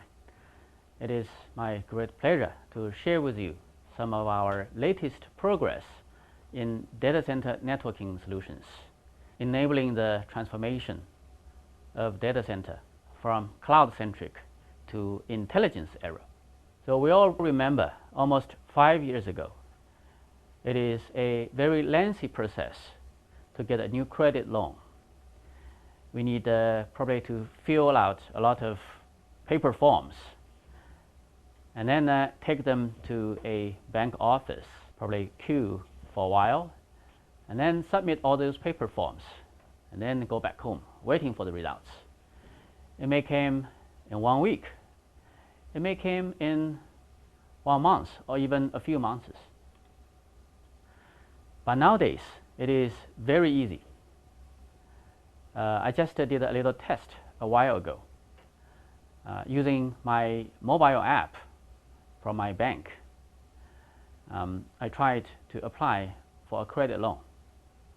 After a few button pushes, it says, we'll give you the result in less than 15 minutes. And then the short message came in less than 5 minutes telling me how much credit loan I can get.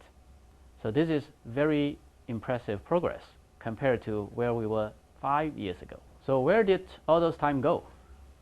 From 1 week to 5 minutes or 15 minutes. Of course, in the past, most of the time was spent on manual evaluation. So all those paper forms need to be recorded into the system.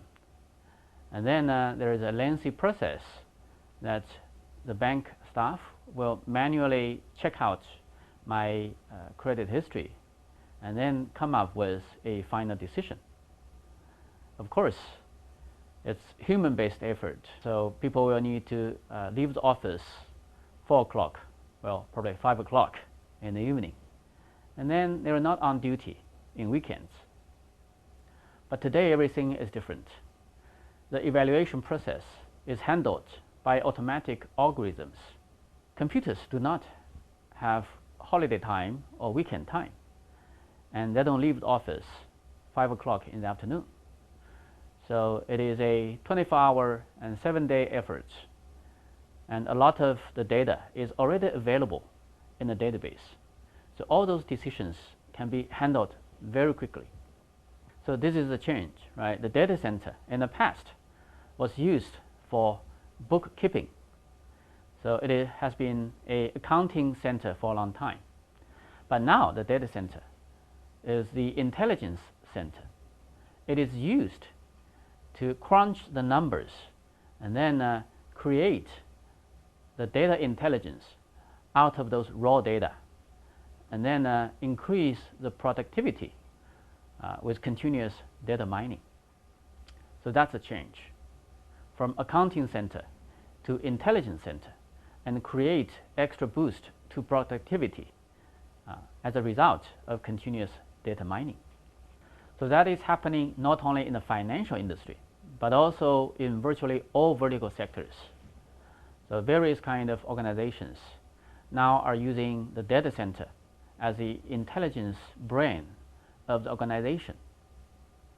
So in the past, we were saying that a data center is in the cloud era, meaning that elastic scaling capability of shared pool of resources for computing, for storage. But now we're talking about intelligence era. Data center is becoming a continuous data mining intelligence resource center, where we can continuously create extra data intelligence and convert that into extra boost to productivity. So in the financial sector, it could be used to accelerate the credit loan evaluation and approval process. It can also be used to recommend the most likely accepted financial products to your most important financial clients. In government, in telecom sector, in energy sector. So all these kind of data intelligence are now helping the digital transformation to get extra boost in productivity. Naturally, this will create new demand, not only for computing and storage resources, but also for data center networking solutions. We have identified 3 key challenges. First, supercapacity to allow for fresh data flow. So in the last 5 years, we have seen the data storage volume grow for more than 10-fold. Even more impressive is the access traffic to those new data. As we all know, in the past, in the accounting data center, all those data are typically used as bookkeeping. But in the intelligence era, we need to continuously do data mining. So that means the per copy data access is probably 10 or 100 times more iteration than in the past. For example, in AI training, there is almost a non-stopping background computing task to continuously do neural network algorithm to increase the level of intelligence. So that's why we see a huge growth, not only in terms of data storage volume, but also in the data center data access traffic. And it is not a surprise that we see more and more 100G and 200G ports in some of the latest data center servers. Now, another very important challenge is being able to support zero packet loss. So in the past, data packet loss was not a big issue. The bottleneck has been in the computing performance and storage performance. But both have evolved and progressed significantly in the last 5 years. So it is only natural that the data center network performance becoming the bottleneck. Working with one of the leading customers, we have identified that 1 extra percentage of data packet loss ratio could convert to 50% drop in AI training performance. So that is a huge impact on the efficiency and effectiveness of the computing and storage resources. So that's something we must conquer in order to support the transformation of data center into the intelligence era. Now, last but not least is being able to support non-stop service. As I mentioned, banking hours is no longer 8 hours a day and 5 days a week. It's 24/7. It may well happen that a desperate business entrepreneur will wake up in the midnight and then try to figure out how much credit they can get in a new loan. So that means we can no longer have planned shutdown time of the data center infrastructure to fix issues or to upgrade. So the Cloud Fabric 2.0 will address all those three challenges: deliver super capacity, intelligent experience, and autonomous driving network. For super capacity, we're talking not just about the scalability, but also the flexibility. For example, the data center switch from Huawei is the first in the industry to support embedded AI inference chip to be able to do AI inference in real time, coping with some of the troubleshooting issues, and also being able to deliver zero packet loss with lossless algorithm. The other challenge, of course, is capacity itself. This includes first being able to support 400G, as well as backward compatible with today's 10G, 40G, and 100G. Another challenge is high density and super scalability.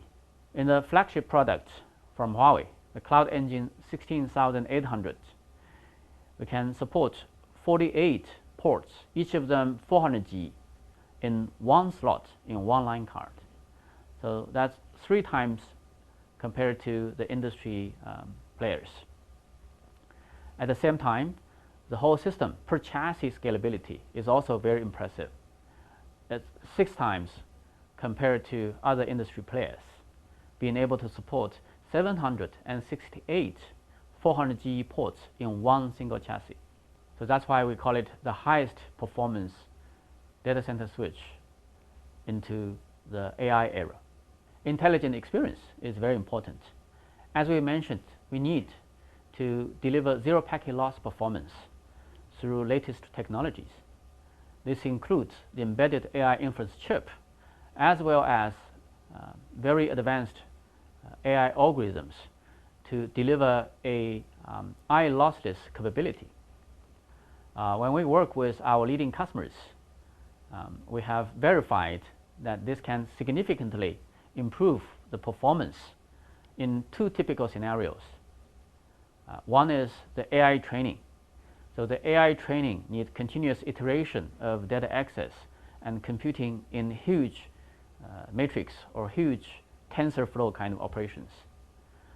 So our lossless algorithm can boost the AI training performance by 27% when working with our customers, and that's verified by tallest test result.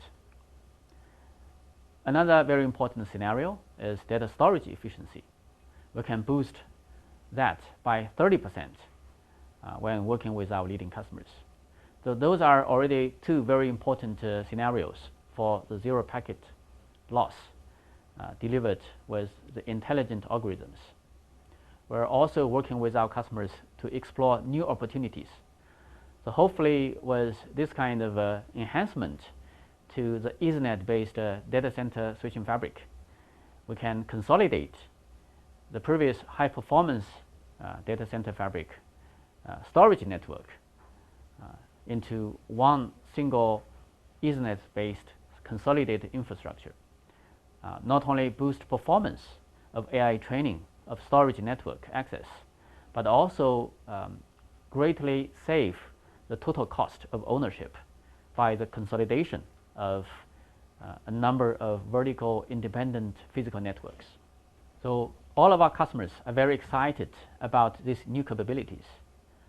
And one of that customer is Huawei itself, because we also have the Huawei Cloud business.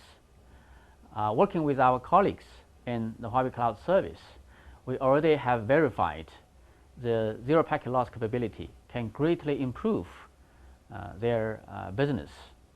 So in the Atlas 900, the biggest AI training cluster in the world, we can already support more than 1,000 petaflops of AI training performance. That is the highest record of computing performance in the world. Another very important scenario is all flash-based cloud storage service.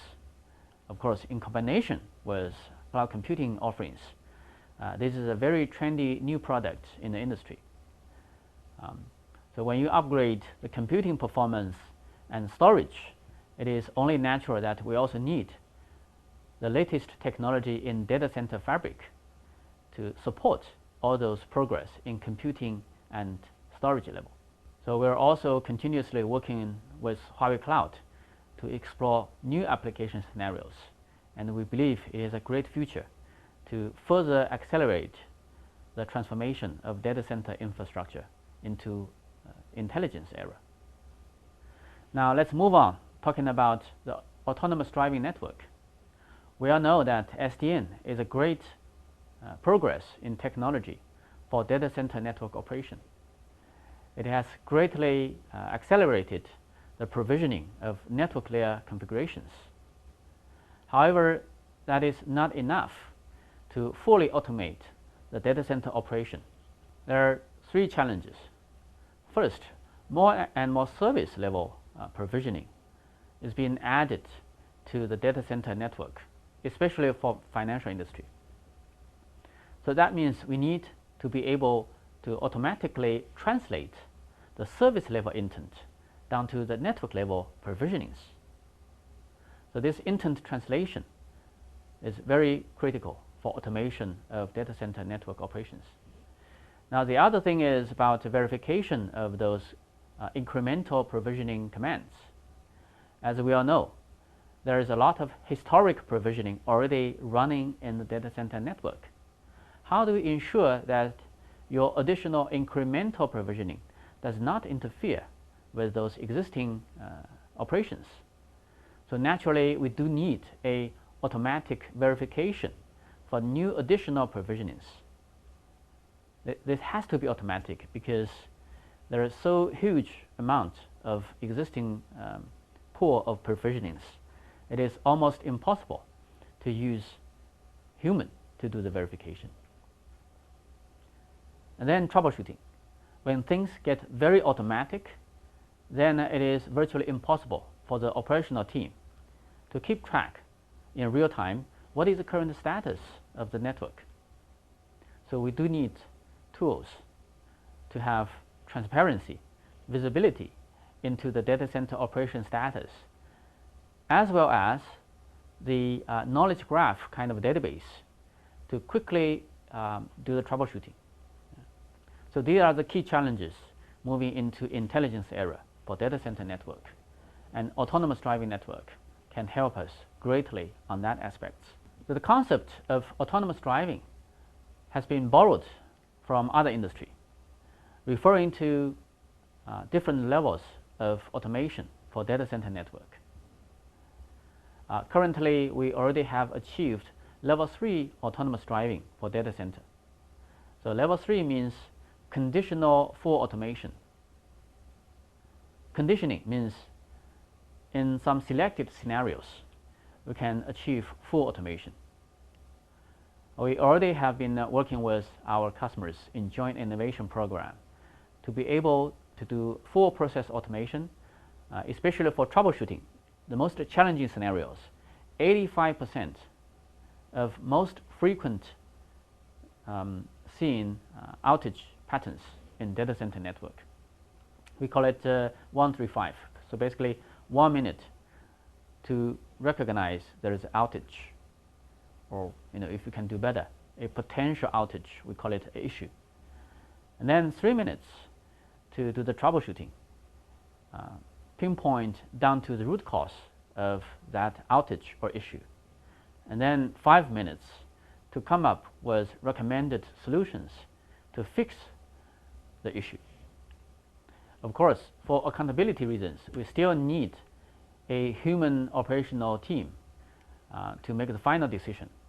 Basically, pick up one of the recommended solutions and commit that command to fix the issue. So that's purely because of the accountability issues. So the system itself is already very, very capable. So that's the most challenging issues that we already have conquered. Of course, other issues like service intent translation, automatic verification of provisioning are already included in our solutions. So that is why we're proud to won the year 2020 Gartner Peer Insight Customer Choice distinction, as well as the Frost & Sullivan Global Data Center Switch Technology Leadership Award in Huawei's Cloud Engine flagship product, the 16800 data center network switch, featuring super capacity, support highest density of 400G line cards, and highest scalability of the system, as well as intelligence experience, being able to deliver zero packet loss. And then, last but not least, autonomous network driving, level 3 automation, being able to achieve 135, 1 minute to recognize network issue, 3 minutes for troubleshooting, and 5 minutes to fix the network issues. So with that, I will wrap up my presentation, and I'll be happy to hand over to Mr. Niu. Let's welcome Mr. Niu to share their experience working with Huawei's Cloud Fabric solutions. Thank you. Hello everyone, my name is Niu Wenchao. I'm from the Data Center Department of China Construction Bank. Thanks to Huawei for organizing the event. It's a great opportunity and a pleasure for me to share with you how CCB's network has supported the bank in coping with the epidemic this year. I'll talk about 4 things in my presentation: the fintech strategy of CCB, what we've done during the epidemic and what results we've achieved, and thirdly, the opportunities and challenges of intelligent finance and intelligent data center to the network and how the network should cope with it. As the internet becomes an integral part of our lives, financial services are also moving to online. Mobile services, agile infrastructure, and highly frequent transactions are the key features. In 2011, CCB launched the TOP Plus strategy. T represents technology. Technology and data are 2 key elements to drive our transformation. O is openness of capability. CCB wants to open our capabilities in traditional banking services such as lending, insurance, and funds to the society. P represents platform ecosystem. The traditional deposit, loan, and remittance financial service platform cannot cope with the changing demands of our customers. We need to embed financial services in specific scenarios. Our solution is to not only build our own financial service platform, but also a platform with our partners. Plus refers to a culture of learning and innovation to support future-oriented, sustainable development. CCB will use ABCDI technologies to empower fintech. A, AI, B, blockchain, C, cloud computing, D, big data, and I, IoT. According to our 5-year fintech strategy plan, we will build highly efficient and synergetic tech governance system for innovation and establish research mechanisms to build up the services for innovation. This adoption of these technologies has built up our productivity, and that is why we were able to provide so many contactless services during the epidemic this year. During this period, we have fully utilized our network channels to provide 24/7 contactless services. Apart from satisfying day-to-day needs, we've also launched more than 10 products such as online loan fast track to satisfy and even lead our customers' financial requirements. To give you a simple example, during the epidemic period, on top of the telemedicine platform, at the beginning of February, we launched a section within integrated services on mobile banking and WeChat banking. We provide real-time data related to the epidemic, free online consultation, information monitoring, close contact tracking, and a fever clinic information, as well as postpone requests for individual loan payment, as well as donations. According to our data, by the end of April, this section of services received more than 18 million visits. According to our backend transaction data, after the outbreak, the over-the-counter transaction has experienced obvious decline, but the online transaction volume experienced a slight growth. It's safe to say that digital transformation has brought us an edge on the online platform so that we are able to cope with emergent situations in an agile way. This epidemic has taken our learning and working to online. It has impacted traditional sectors and changed people's mindsets. This will definitely speed up digital transformation. On the other hand, China is driving forward the new infrastructure construction, such as 5G, IoT, industrial internet, and large-scale data center, to provide a fertile ground for digital transformation across all sectors, including finance. We at Data Center provides the critical infrastructure for financial innovation. We need to rise up to the new challenges and new trends, adopt new technologies to re-architect the traditional IT and network infrastructure. As I mentioned, there's the trend of intelligent finance. What kind of data center does it require? We found that the bookkeeping style traditional data center cannot cope with the changing demands of people's lives. We see this trend becoming more and more significant. So what does it require? What kind of data center is needed to support its development? Personally, I believe that intelligent finance data center must adopt new technologies such as internet, big data, and AI to improve the efficiency of financial services on online channels and expand the width and depth of financial services to make financial services more intelligent and personalized. The data center must be able to absorb the changes of services. It must be able to scale up and down in an agile way and cope with fast changes.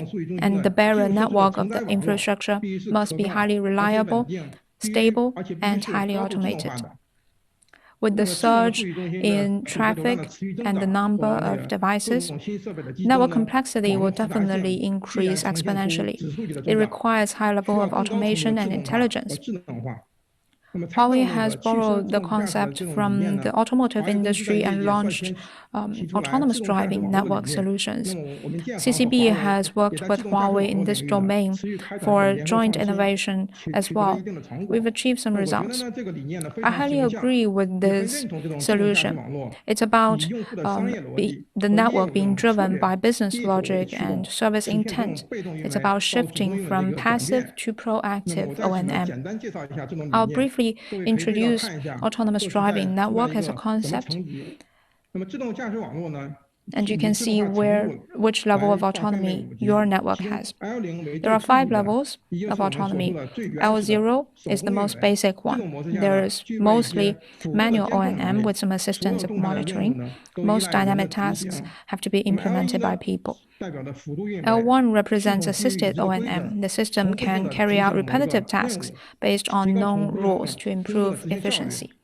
L2 is partially autonomous network. Based on determined external environment, system can manage the O&M of certain elements to reduce the requirements on people's skill set. L3 is an autonomous network with conditions. The system can sense the changes in the environment and make adjustments dynamically to manage based on intent. L4 is a high level of autonomy. The system is capable of managing the network. in more complex cross-domain environment driven by customer experience in a predictive or proactive way to reduce customer complaints and improve satisfaction. L5 is a fully autonomous network. This is the ultimate goal. It's a system that can manage the whole life cycle in an automated way across multiple services and multiple domains. It's truly a network that drives itself.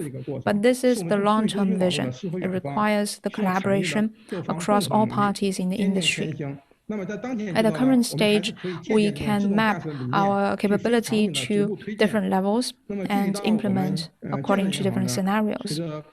So going back to the practices in CCB in terms of digital transformation and fintech strategy, I want to first talk about the challenges to data center network. First, the exponential growth in network nodes and complexity. Currently, we have two cloud stacks. The private cloud provides stability. It's been in use since 2013. For 7 years, it has supported the operation of our new generation core systems. We have 3 data centers in 2 locations. On the other hand, the public cloud stack provides agility to the innovative services. It's been put in use since 2018, and so far we have more than 37,000 cloud servers. The second challenge is that there is higher demand on the network and higher requirements on speed. The current limited manpower for O&M cannot cope with this demand. The third challenge is that we have limited means of O&M. The network faults are not predicted. It requires expertise to manage them. As services move to cloud, how do we ensure the stability of the services? How can the network sense the problem before it's sensed by the services? Of course, there are many other challenges. I won't list all of them. I'm sure all sectors have their own story and their own pain points and will require different solutions. Currently, CCB is working with Huawei in the joint innovation of autonomous driving data center network. With Huawei's autonomous driving network system, iMaster NCE, on top of the SDN architecture, we can get a level of autonomy for network planning, deployment, operation, maintenance, and optimization. It has achieved L3 autonomous driving. In day zero network planning and design, the system can understand business intent and select the best network configuration in an intelligent way. And with GUI and drag and drop, the deployment efficiency is 3 times what we had before. In day 1 service provisioning, through pre-simulation and post-verification, we can reduce 40% of configuration errors. In day 2, with O&M monitoring and day N fault management, we have 3 levels of configuration rollback to recover the services to a stable state within 20 minutes. There's also network health check and AI knowledge graph that helps us achieve the fault sensing in 1 minute, fault location in 3 minutes, and fixing the fault in 5 minutes. I'm sure as the technology develops, we will achieve in the end a fully autonomous and self-healing network. I want to end with a saying that resonated with me. Time waits for no one. As the market is experiencing disruptive change, only those that seek change can win in the market and embrace digital transformation. The epidemic has brought the trend of online digitalization and intelligence to the front. CCB is committed to adopting SDN and autonomous driving network technologies to cope with the fast demand in data center, online services, and digitalization to support our innovation of the future. Thank you. Thank you, Daniel and Mr. Niu. During pandemic, time means everything. What does the future of data center construction looks like? Let's hand this question over to Sanjay Kumar Saini, Senior Vice President and CTO of Huawei Data Center Business. Hello everyone. Thank you for being brave and staying till the last session of our summit. I'm Sanjay Sainani, SVP and CTO at Huawei Technologies. It's evident that the current pandemic, in many ways, will serve as a catalyst for the exploration of the digital transformation across multiple industries, more specifically the financial domain. I would like to spend the next 20 minutes with you in sharing how the data center facility can help set the foundation for this digital journey. Let's begin with a video of the deployment of an 8 megawatt, 1,000 rack data center built for Huawei's cloud business. This video will showcase the first in the world where a whole data center facility was designed and built in less than 9 months. And the next phases will be built in less than 6 months. That surely is fast time to market. Please roll the video.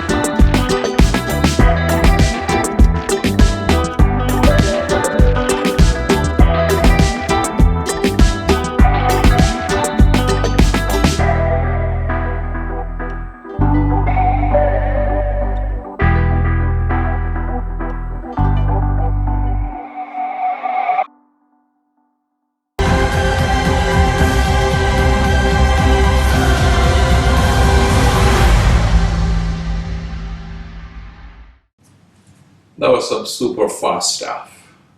Moving on. I'm very excited on this platform to announce the launch of Huawei's new addition to its data center power products, our new Smartly UPS.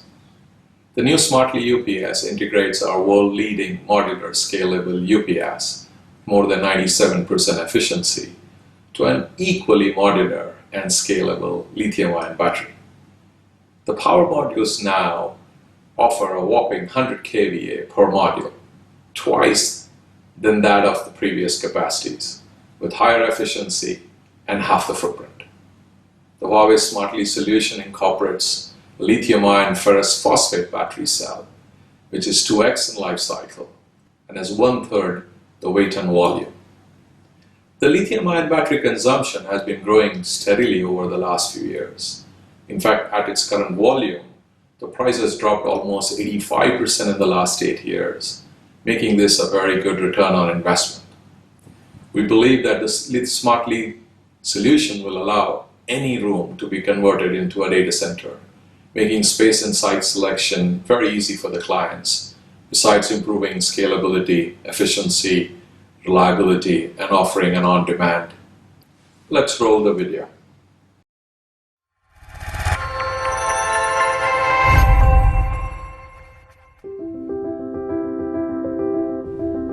As the core component of the power supply and distribution system, the UPS is a power supply device that ensures reliable operation of the data center. Huawei is the leader of the modular UPS. The Fusion Power series are widely used in carriers, governments, finance, transportation, manufacturing, and ISP industries. The system efficiency is up to 97%, compared with 96% efficiency in the industry. One 1.2 megawatt UPS reduces the electricity fee by $70,000 in the 10 years life cycle. Modular hot swapping design, online maintenance, and capacity expansion within 5 minutes. Huawei launches the innovative Smart Li backup power solution that matches all Fusion Power series products. Compared with traditional lead-acid batteries, this solution saves 70% of the footprint in typical scenarios. The industry's most secure lithium iron phosphate cell is used, and it does not fire when the heat is out of control. Unique active current sharing technology, supporting mixed use of old and new batteries, solving the problem of phased capacity expansion. Layer 3. The SBCU management system is available between multiple cabinets. It communicates with the UPS or third-party NMS and provides man-machine interfaces and implements refined management of all batteries, such as SOC, SOH management, alarm management, and report analysis to improve the reliability of the entire system finally.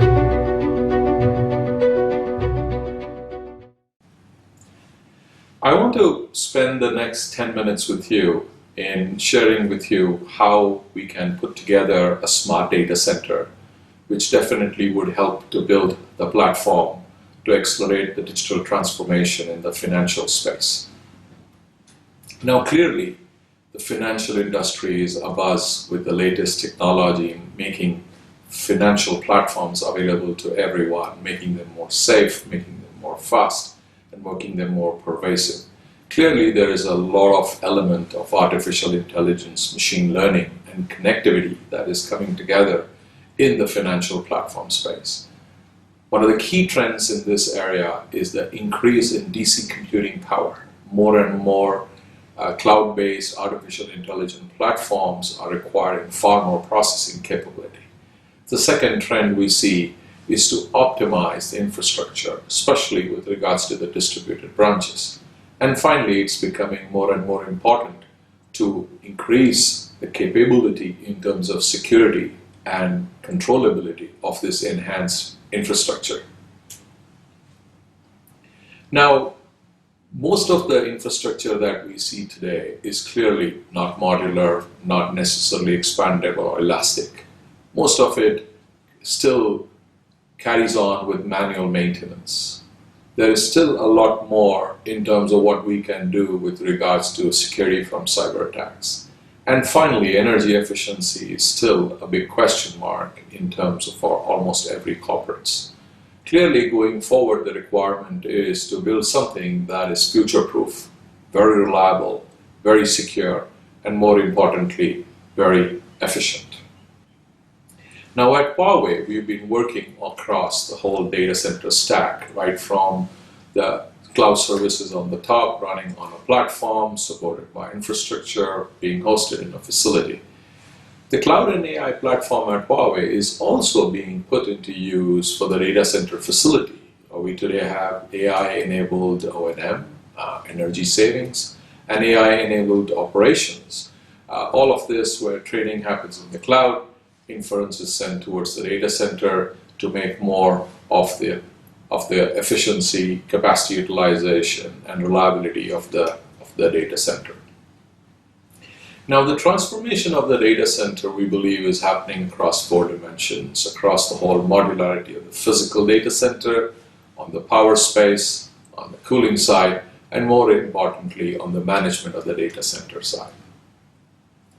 When we look at a modularity of the data center, the whole architecture of the data center has transformed over the last few years. The modularity has gone from components to architecture and now towards the whole building.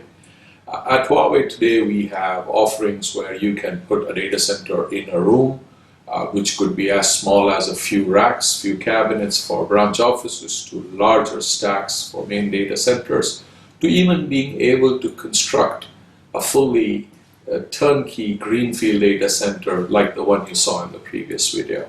For some of the applications, we even have pre-integrated power parts, cooling parts, which could get attached to an existing data center facility or a new facility to provide these services. Clearly bringing in pre-integration, pre-testing into the fold, thereby enhancing reliability, reducing time to market, and more importantly, providing consistency across all aspects of the data center. Now, if I were to discuss a bit more on the AI platform, clearly the whole availability of the AI platform allows us to provide a much higher level of reliability on the data center. We today have so much data available from various sensors, right from PDUs to bus bars to temperature sensors to transformers and so on. And all of this information is being gathered over time, which provides far higher quality of analytics, allows us to define the parameters that could be deemed as unsafe or unreliable, and thereby get into a predictive mode of reliability control rather than a preventative mode. On the cooling side, this is one area of the data center which has been in some ways a necessary evil. You've got to cool up everything that consumes power. And clearly, the whole cooling cycle is extremely dynamic. There's an old saying in the data center space, if it's working, don't touch it, and if it's not broken, don't try to fix it. And that pretty much works on the cooling side. There are so many controllable parameters here which, if controlled independently, can definitely improve the efficiency of the cooling system. Cooling capacity and cooling consumption can be anywhere between 20 to 60% of the IT load, depending upon the geography you are in. If we were then able to collect all the data from all aspects of the data center, run through mathematical algorithms, find the sweet spot where we could get the best possible operating efficiency, and then push this equation down into the data center, definitely helps us to improve the efficiency of the data center by at least 8 to 15%. And this is what iCooling does by linking all the elements of the cooling model, where the data collection happens, the data is governed obviously through the SLAs, the models are trained and then inferred down into the cooling system. When we look at the data center in terms of the assets, looking at thousands of components in the data center all across, whether they are on the facility side of the data center or even the whole capacity of the data center. Clearly there is a lot that could be done to manage this and make this much more smarter. AI platforms can be of a great help here.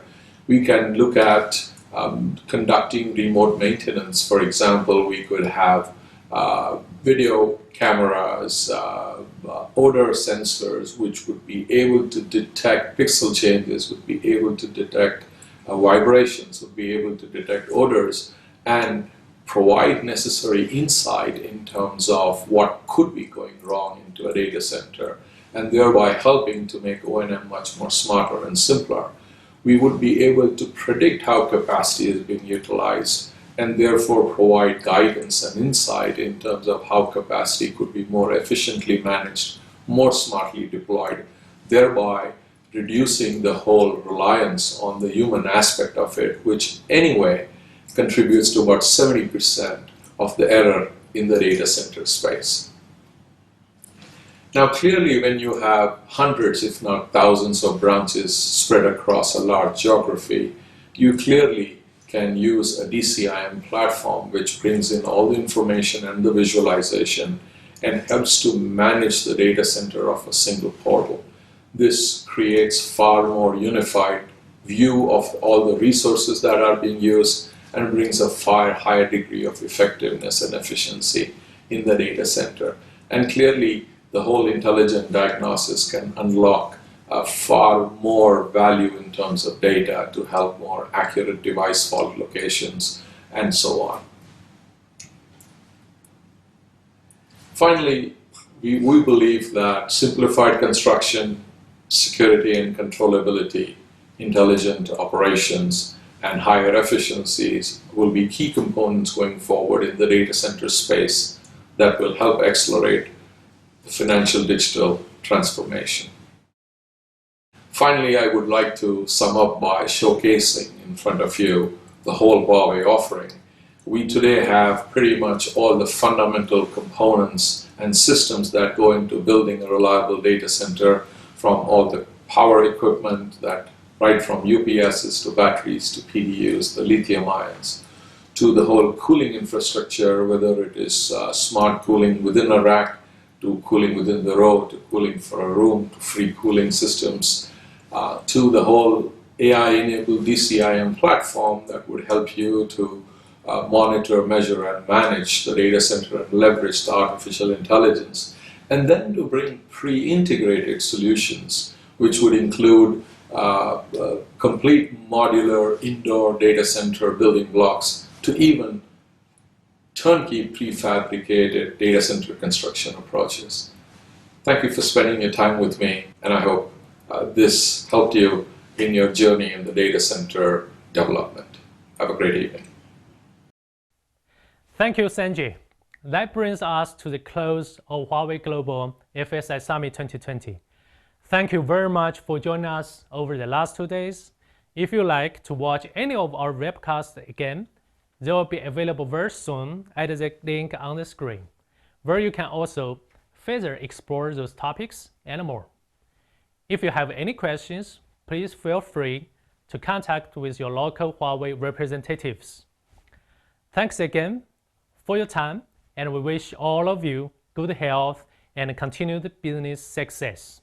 And see you next time. Bye-bye.